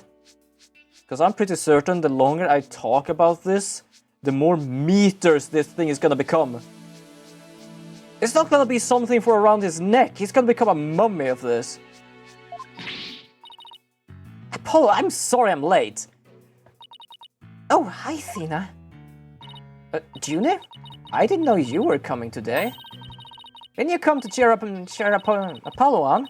Oh, I get it, you sly little thing. Oh god.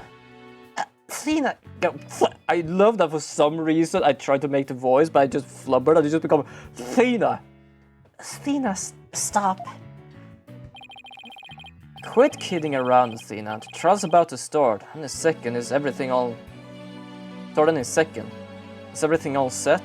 Wait, is this still back in the past? Or is this after? Because he did say he was gonna leave us. Oh, Apollo. When will you ever figure it out? Figure out what? I would say the same thing. Wow, that was the longest sigh I've ever heard. This is all over for me. They're gonna find me guilty.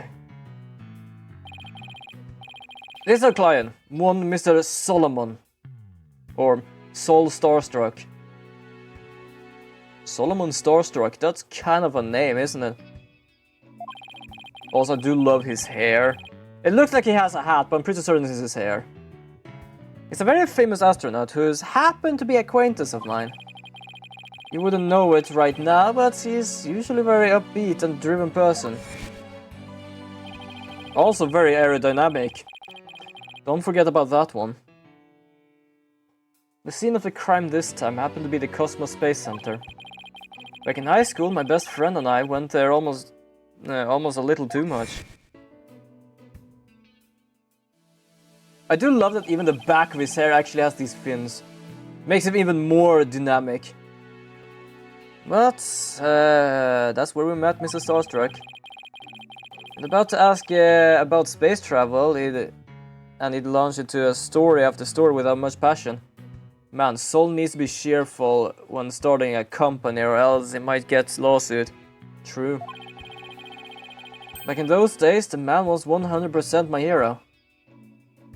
Is it not? Well, it looks like he's about to give up. I just realized that the zipper he has there kind of looks like a big tie. Are you sure okay being my lawyer, Apollo? Of course I'm sure. I know you, Mrs. Starstruck. I know you're not the type to commit murder. Thanks, but... Jesus. I was supposed to be in a space right about now. Oh my god, I don't know what you're most bummed about. Oh, could you just please stop? Like, I'm about to yawn because it kind of looks like you're yawning. He's so depressed, it almost seems like an act. The launch getting called up must have been a huge shock. I'll probably never get a chance to go to space again. Don't say that, don't stop believing. Besides, you just have to go into space. You have to go into space again. Yeah, I don't think I could face Clay in the afterlife if I just rotten away in a cell. Clay Terran? I can't believe he was murdered. Also, most people have puns for name. Can anything be for Clay Terran? At the same time, Clay and Terra. Basically everything has just to do with dirt. I can call him Mr. Dirt now. The victim in this case, he was a Hat 2 crew member and a close friend of mine. I mean, he was such a promising astronaut under your command. Yeah, he was a good guy, always there to pick me up when I was down. No one loved life as much as him, that's for sure. He was always over full of energy, telling me, "You're fine, Mrs. Starstruck." Lol, yeah, Terra as in Earth and Sol as in the Sun. Yeah, exactly. That really works well, to be honest. I really love the puns in people's names sometimes. Could something like this happen to a guy like him, huh? I've never seen Mr. Starstruck so dull. Oh my god, I want to slap him in the face. Clay's gone and I'm going to prison. I wish I could burn up like Shooting Star right now.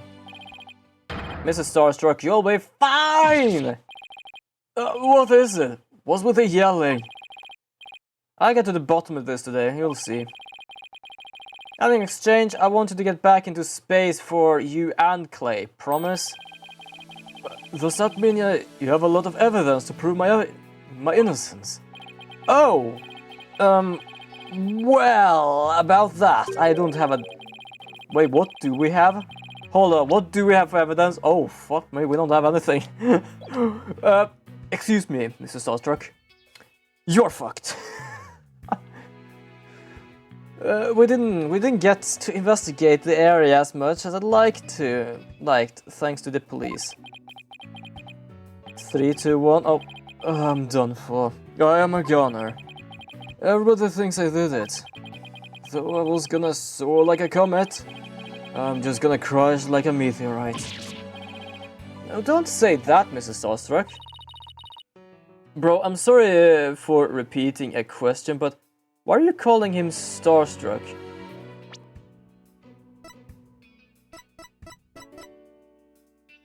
I don't know, I read it as Starstruck. Starbuck. Okay, thank you. I only read his name half. For some reason, also, I did not see the question, I just saw the Terra thing. Yeah, I read it as Starstruck, not Starbuck. Thank you. I was a question like, what do you mean? Like, wait a second, don't tell me I've been saying the wrong name. I have. I have been saying the wrong name. That's the reason. I read it wrong and did not look back even a second. I know it's hard to lose a teammate, but you gotta keep going. What about you, Apollo? What about me? I was just thinking, Clay's your best friend.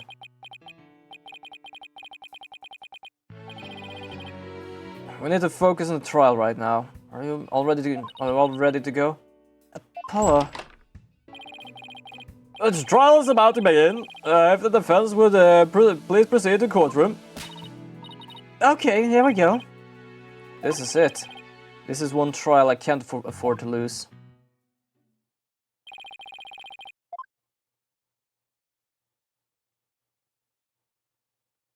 Lol, that was really funny. Every time you Starbuck, your brain just auto-corrected with Starstruck. Yeah, that's what I did, and then you just said and was like, hold on, I know for some fact that, yes, my chat does mess with me, but not with stuff like that. I had to check, and I was like, oh, fuck. I actually had said the wrong thing over and over again without even realizing. Whoops. My bad. The court is now in session for the trial of Solomon Starbuck. Oh, this is wait, you said you were gonna leave us, so the question is, why the hell are you back, mate? Like, sure, I do like it. Also, at the same time, I kind of want to do something first, so I do like their clothing, but I kind of want to do the stuff reader. But I kind of actually want to have either their normal clothes or something else. So let me just go and check this for a moment.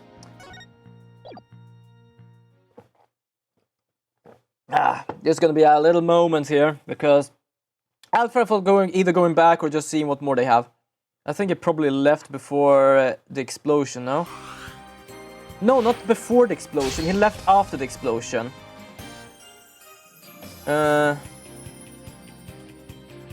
Oh shit, yeah, we're gonna have 6 episodes, holy shit.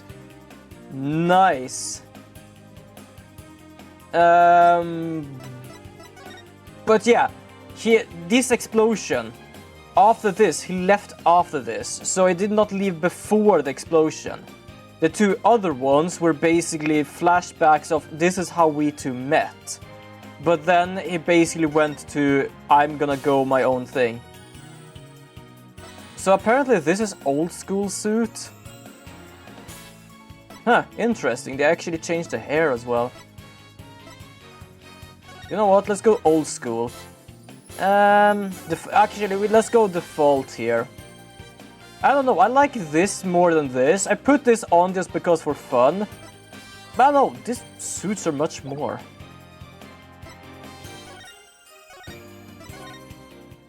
There we go.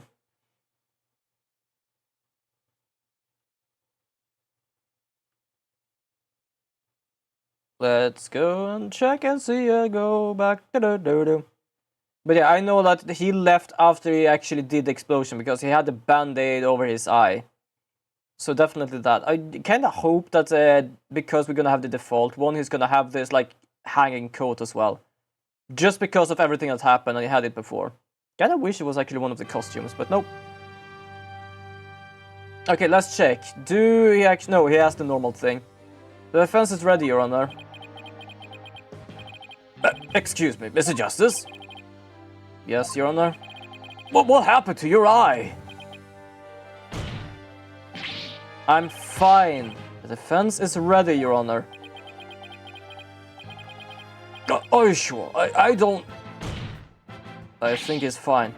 I'm fine, Your Honor. The defense is ready. I'm sorry, Your Honor. It's been like this ever since yesterday. He keeps insisting it's just a stressed eye. I suppose it's something he doesn't want to discuss. Maybe he's entering a touchy age.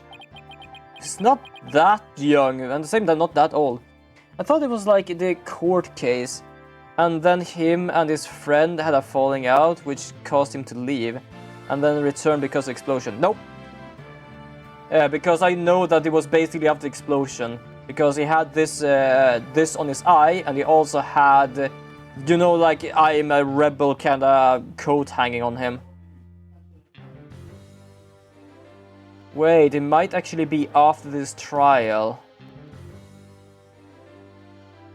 It might be after this trial, but it depends on, because I think the coat he has is actually his friend's.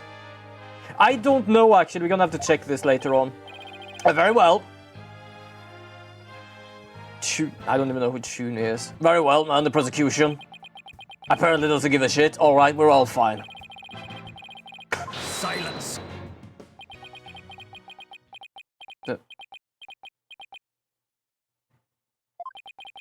Not yet.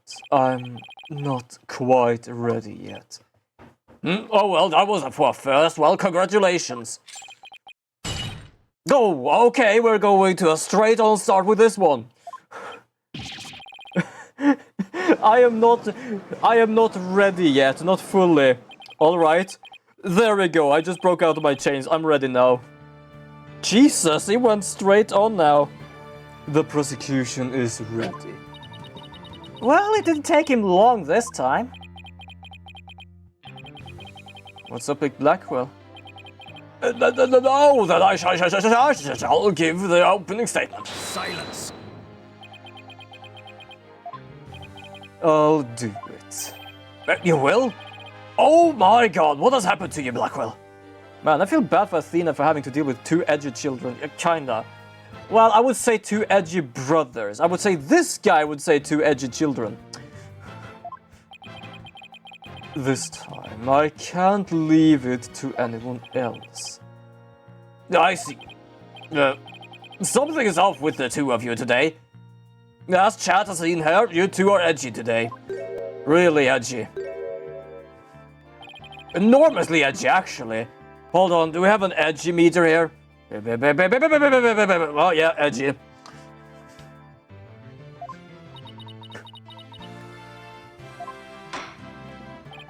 Very well, Professor Blackwell. Your opening statement, if you could.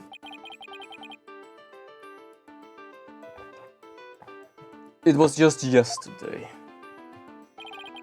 The crime in question occurred at the Cosmos Space Center. Oh, wait, hold. Oh, that famous federal research facility of all things related to astrology, right? Astronomy. It's astronomy. Anyway, a rocket was set to launch from there. But at 9:28 a.m., before they could even move the rocket to the launch site. Man, I feel bad for a theme. Oh, I just read that. Sorry. For some reason I thought something else popped up on chat. 2 explosive devices were detonated and the launch was cancelled. My word, 2 bombs, not even 1! Oh, someone is doing full-on mode here. The defendant in today's trial is charged with both the bombing and with murder. One Solomon Starbuck. For whatever insane reason he detonated a bomb with a rocket he himself would be in. Solomon Starbuck! Oh, I recognize that name. Isn't he the famous astronaut? Correct, your boss. Mr. Starbuck was the pilot of the Hot 1 rocket 7 years ago. As you may recall, despite some interstellar trouble, his mission was a success. Some say it was a miracle returned alive. I suppose you could say he's a living legend. Oh, I remember now. He's become something of an international celebrity, right? Wow. I'm not gonna lie, I like his hair more here than his new hairstyle. The only difference is how spiky it is. Or, as we should say, it's how aerodynamic it is. They even turned the incident into a movie and everything. Apparently they forgot to do his hair though. Oh, we got a real space pioneering core today. Oh. Yeah, why would he be the defendant when he can also die? True. Definitely true. But even heroes tumble on their lofty heights. Returning to the subject at hand. Yes, the victim who was Mr. Clay Terran, a subordinate of the defendant. Indeed. A loyal disciple brutally stabbed to death by his mentor. Stabbed to death, you say? There wasn't a bomb this time. Oh well. 2 out of 3 though. You mean his death was... Well, I technically said that already. Correct. Despite his lofty dreams, the victim was seen as an interloper with the defendant.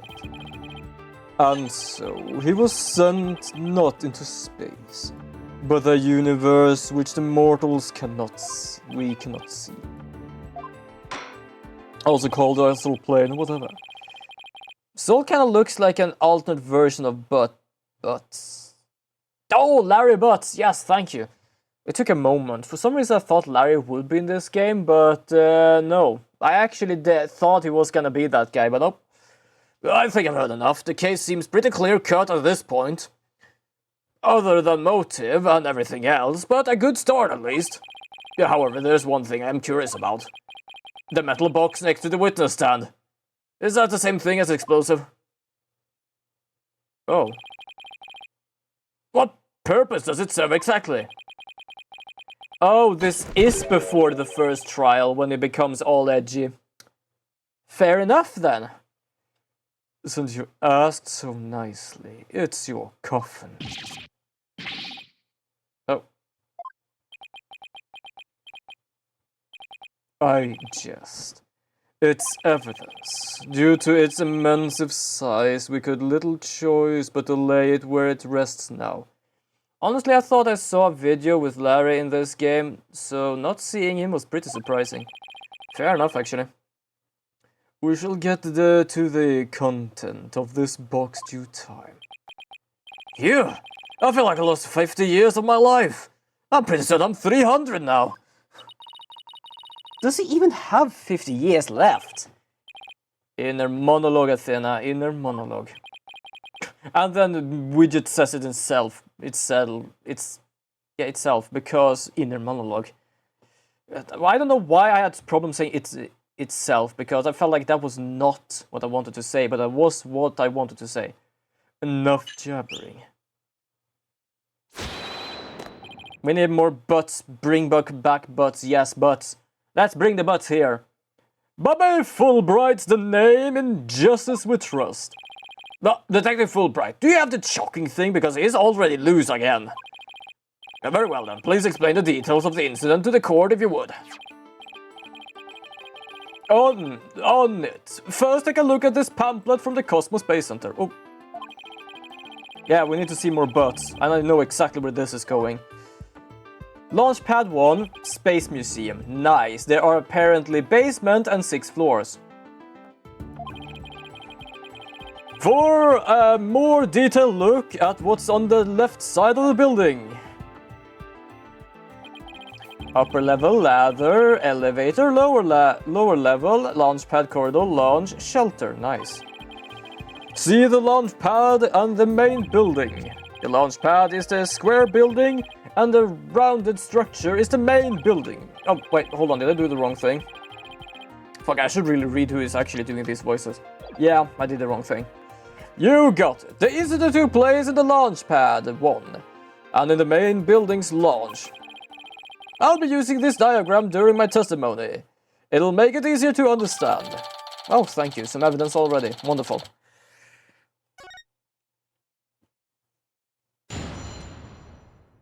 Wait, was that? Oh, it is the witness testimony now. Okay, fair enough.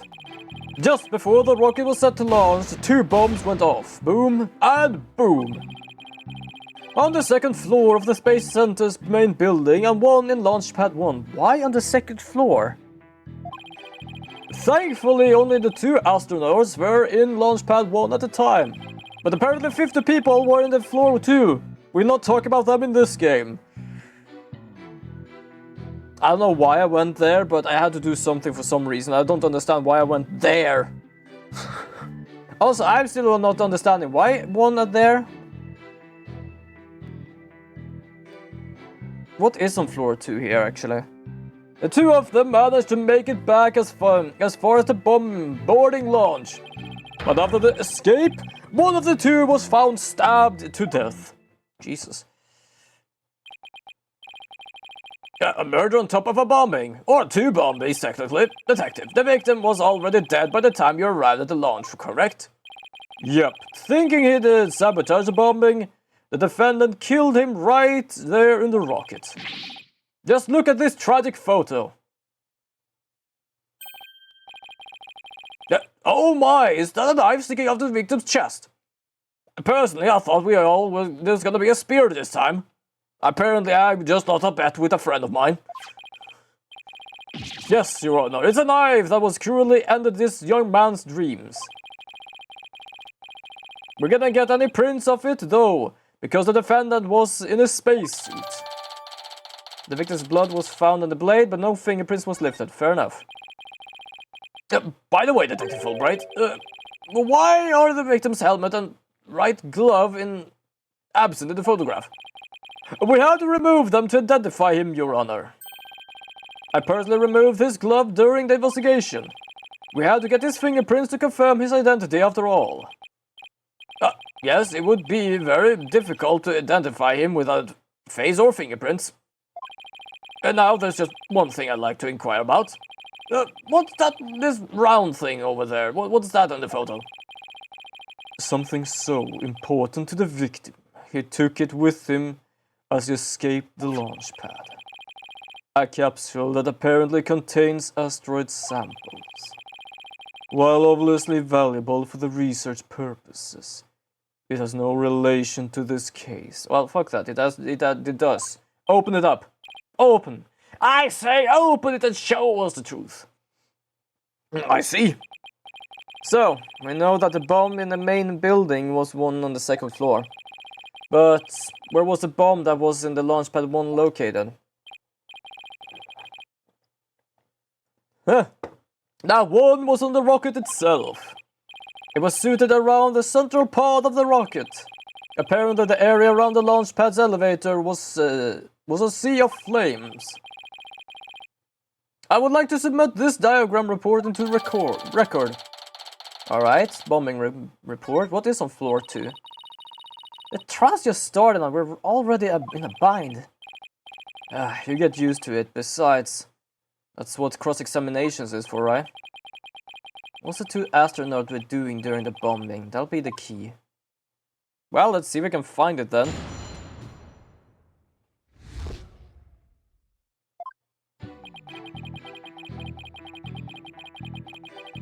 What if someone was actually trying to kill the spiky butts over there, but accidentally killed Clay because he couldn't identify them because of the helmets?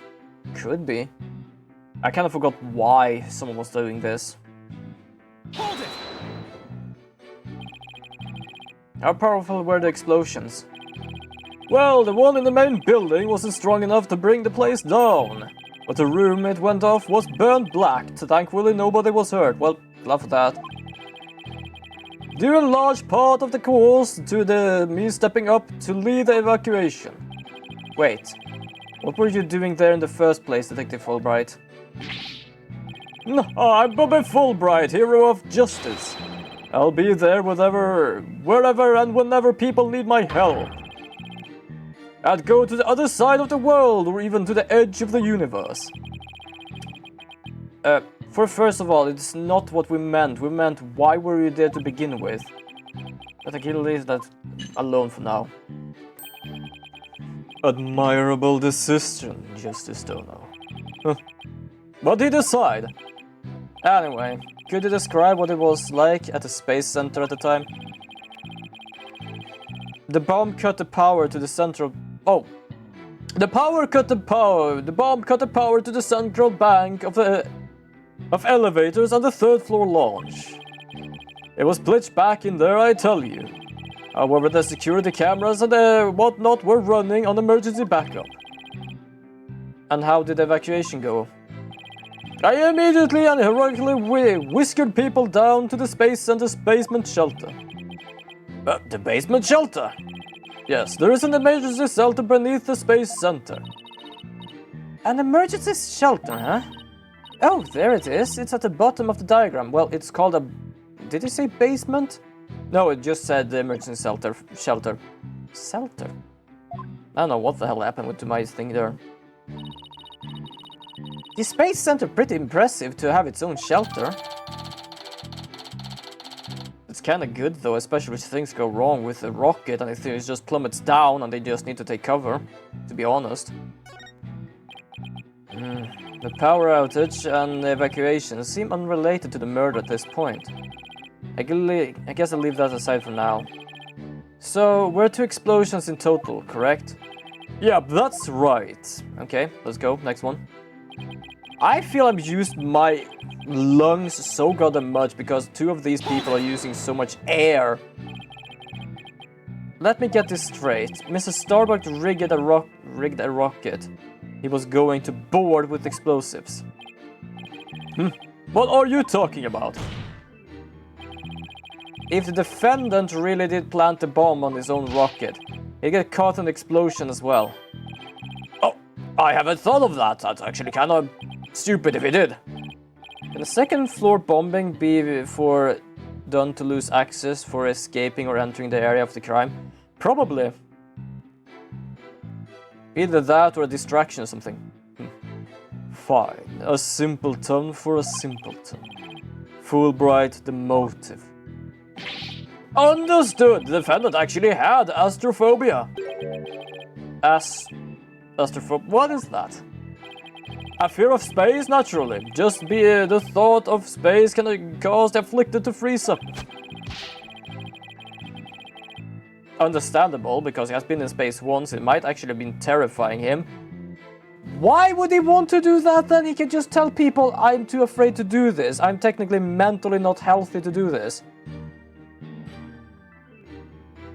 And so, in his terror, the defendant found a way to stop the launch at the last minute. That's absurd. Unfortunately for you, we have evidence. Take a look at these. These are mints. These are called Mentos. What are they? They are Mentos, I just said that.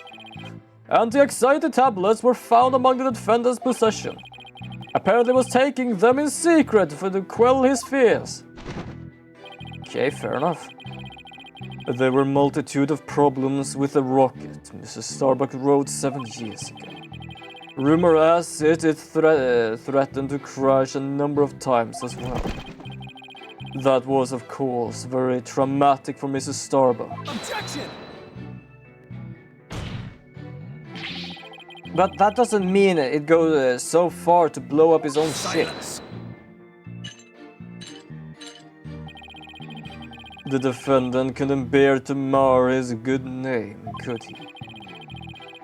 No, not after the media had branded him Soul Starbuck, space pioneer extraordinaire. Given these conditions, the defendant could hardly run away like some base mutt. What, so that's why you think he resorted to the bombing? Naturally. He constructed this act of sabotage in an attempt to blow up the space center, which would effectively abort the launch, but spare his reputation. Are you insane? Because I just feel like that would just... he could basically just lose his health as well from that bombing. Which means that that would just be stupid. Now, I am sure you understand why you have to bring justice down on this atrocious criminal.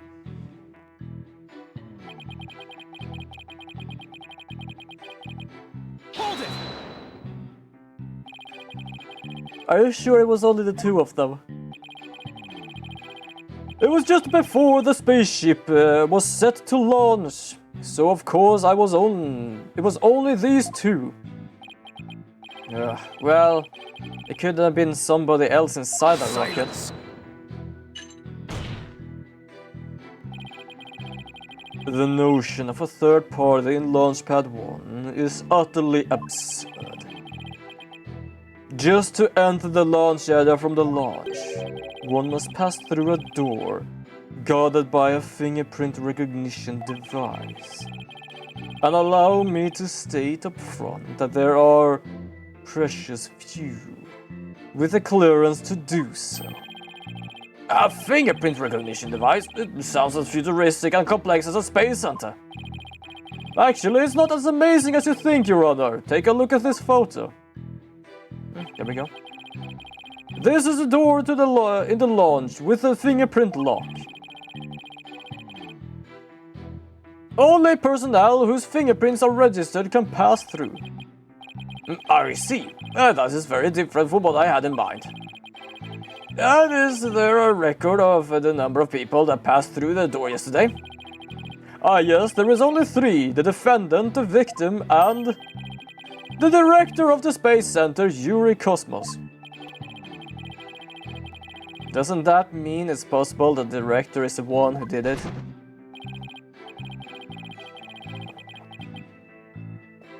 Not a chance. He was in the main building when the bombs exploded at 9:28, doing his job directing the launch.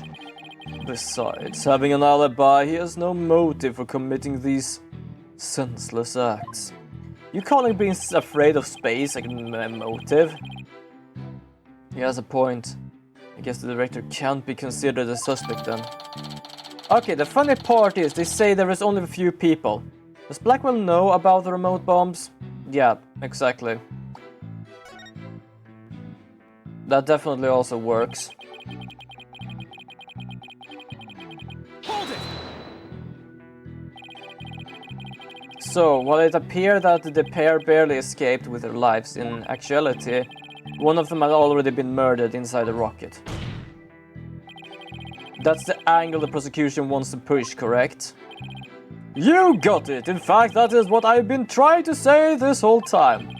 So why bring the dead body back with you? Is it just me, or does nothing here really make sense? Is there any chance Mr. Terran could have been killed before he boarded the rocket?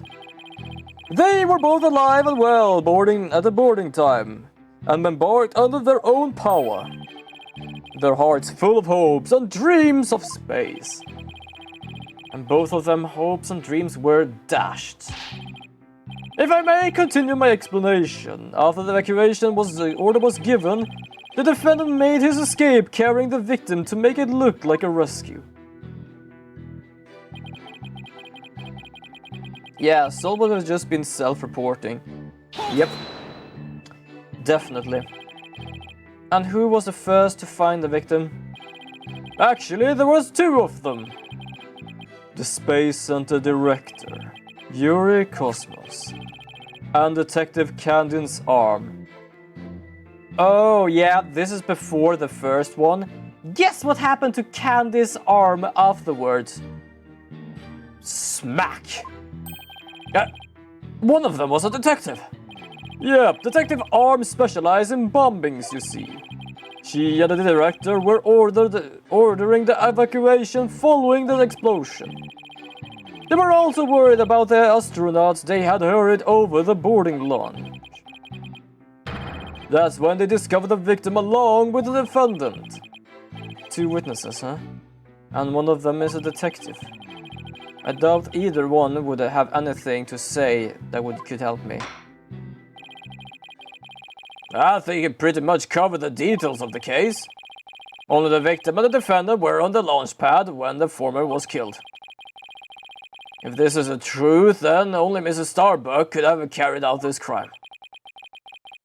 What little could I get out of him only hurt my case. Justice Stone. Foolish is the warrior who rushes headlong into battle. Have we met Candice before? Cause that name sounds familiar.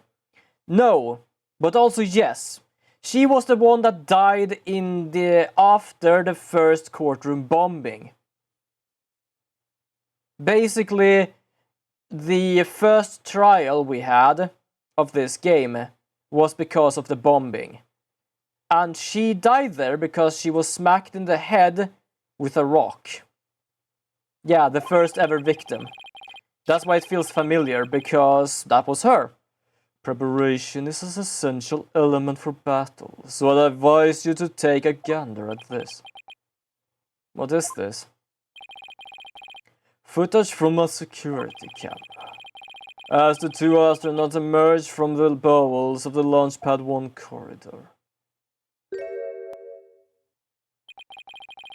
The boarding launch security camera captured their desperate escape.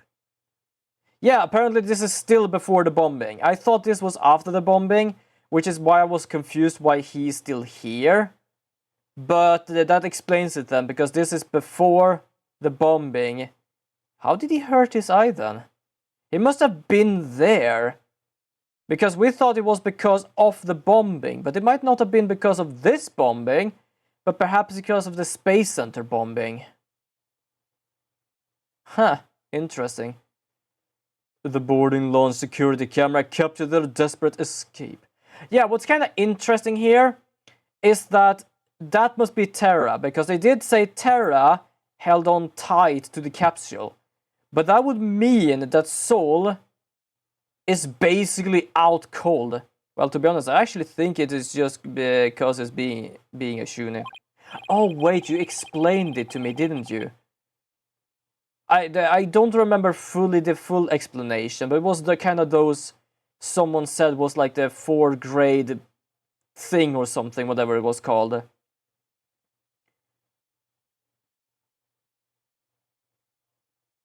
I don't know if it was 4th grade, but you know what I'm talking about.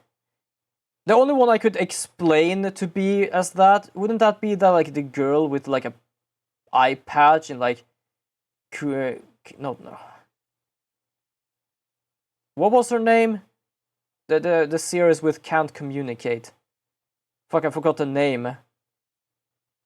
Kumi Cannot Communicate. I think that was the series. Isn't that the same thing, if anyone out there has seen that series? Isn't that the girl the same thing? Like, how she's dressed and she basically has the... Meister explained it. 8th grade syndrome. Thank you. Yes, but that was the thing. Now I remember. which you can see is none other than the lifeless body of the victim.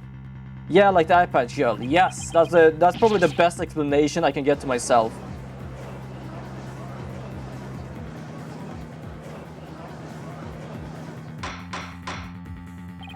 Good order, everyone, order, I say.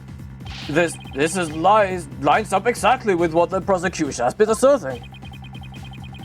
I should have known that Blackie would have something like this ready. Showing the defendant and the victim escaping.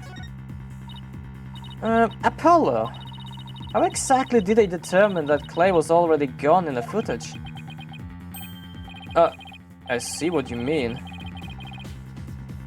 Whatever Clay was still alive at this point is pretty crucial. Your Honor, please take another look at this footage. Isn't it possible that Mr. Terran was still alive here and Mr. Starbuck was helping him? Well, I believe you're right. One man carrying the other to safety, and what a beautiful expression of friendship. Silence! Perhaps that's what it looks like to a one-eyed hothead and a dotard. But it only makes sense if it is the victim's dead body. What do you mean? Fulbright, explain it to Justice Donor. You got it! Ready, kid. If the murder had occurred in the launch, someone would have spotted it. Anyone can enter the launch after all. But doing it while they were alone in the spaceship, that's a horse of a different color. Objection! But you can't deny that there's a possibility the murder could have happened in the launch. All that video shows is a man helping his fellow astronauts out. Your assertion is based on emotion. No, it is based on another thing. That everyone was basically evacuated downwards, not upwards. The chance that someone would go up would be 1 in 50. Basically, the murderer. It's based in your belief that Mrs. Starbuck would surely help his disciple. But you have no logical explanation as to why the victim could still be alive. And you calling everything else logical? Oh yeah, he exploded his own goddamn ship, brought out his dead friend's corpse because he was murdered, and then collapsed there together with him. Is the fingerprint scanner for the walkway they collapsed in? No, it is to the walkway, but not the launch, which means I don't think they need it out, but they only need it into the ship. Basically, to put it, it is in the big building to the right, but it's just before the launch pad corridor. Well, fortunately, Mr. Justice, the prosecution is right. Your argument is lacking sound of logic. But it sounded perfectly logical to me. Well, Mr. Justice, if you have no further objections, I believe it's time to bring this cross-examination to a close. Objections? Well, oh, Jesus. Hi, Athena. Your Honor, the defense requests a little time to think and regroup. Given the facts, I'm not sure I see the need. What is it, Athena? It's just, there's something that's been bothering me. If it isn't the defense stalling for time, as always. Or is it the rocket area? No, it's not the rocket area, it is the launch. They did say that. Very well, I am feeling generous. If you may have a small measure of time. Yes! You have 5 seconds. 5 seconds? After that, I declare this cross-examination to be a close, and the verdict to be rendered. Your baldness, raise your gavel high. It's time for a countdown. No. Ready. We don't have time, speed it out, Athena. Only 3 more seconds. Look, I don't think we have the prosecution's explanation. Is very simple. Meaning, Meaning there's something missing. Like they conveniently left it unexplained. Something didn't explain. Something didn't explain. Ah, you're right. I think I know what you're talking about. Your 5 seconds are up, Mr. Justice. Is there anything about the prosecution's argument that you'd like to rebut? Yes, Your Honor, actually there is. There is something prosecution has yet to make clear to this court. Well, if you put it that way. What is that the prosecution has failed to explain? Why the body was moved. They have yet to fail to explain why Mrs. Starbuck would have bothered bring the body back at all. If the defendant wanted to kill the victim, why didn't he just leave his body in the rocket? Why go through the trouble of bringing him all the way back to the boarding lounge? Exactly, because who else can go into the rocket? Only certain people. Oh, that's true. I didn't think of that. We've heard the prosecution's thought on that yet. That's because they don't have any, Your Honor. After all, how does one explain something illogical? The prosecution is claiming that the defendant moved the victim's dead body. But what if the entire premise of that argument is wrong? Let's hear your theory, Mr. Justice. The defense proposed that the defendant didn't kill the victim, he was helping him. Fulbright, explain it for our sad friend here, before I nod off to this monotone monologue. Inform him exactly why Space Boy moved the victim.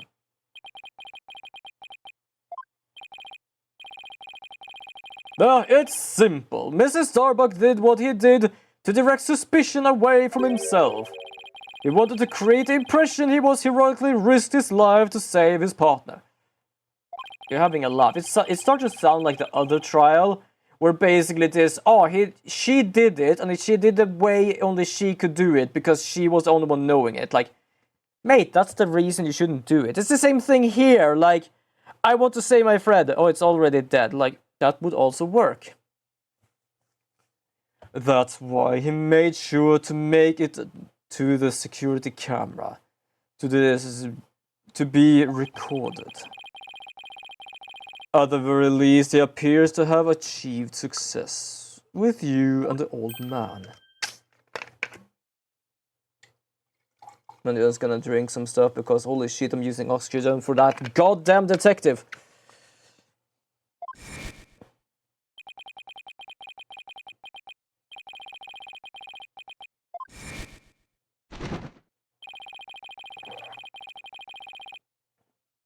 The average person wearing a spacesuit weighs easily over 200 pounds. Saving the life of a partner who weighs as much while trying to escape deadly flames. What a dramatic sub-story for the silver screen. Indeed, I was completely taken in by the humanity of the story. You see. Yet the true ending is that all traces up to his hammy act were meant to be blown up. Ah yes, show everyone you saved your partner from an explosion while they have a knife stuck in their chest. Very sound logic, exactly. Yes, and now we arrive at the thrilling conclusion. The third explosion. Objection! Oh, for fuck's sake, you hid an explosion. What are you talking about? There were only 3 explosions. What are you talking about, third explosion? Indeed, you are correct. But that is thanks to Detective On. It was she who identified and secured the bomb. However, it doesn't change the fact that the third bomb was discovered in the launch. Ugh. You know what? I think I've used so much energy on some of these people, I'm probably gonna end my stream a bit early because I'm feeling woozy. The steel coffin beside the witness stand. That would be a bomb transport case. We used that to transport the activated bomb here. It was found in the launch. A bomb in the form of a most distasteful toy. Oh, yeah, exactly. Bomb the place where you're gonna show people how heroic you are and then being blown to bits. Mate, sometimes I do, like, at the same time. He's hiding things because as long as the witness goes guilty, he doesn't need to bring more ammo. Wait, what the fuck? How did the motive of not wanting to go to space so he blew up the spaceship even have anything to do with him getting stabbed? I don't know. For some reason I don't understand. But yeah, you know what? I feel like I'm using so much energy on some of these people, especially before, that I think I'm gonna end my stream just a tiny bit early because I have used so much goddamn oxygen on some of these people. So I think I'm gonna raid out for now because, yeah. I'm not like feeling too tired, but I just feel woozy.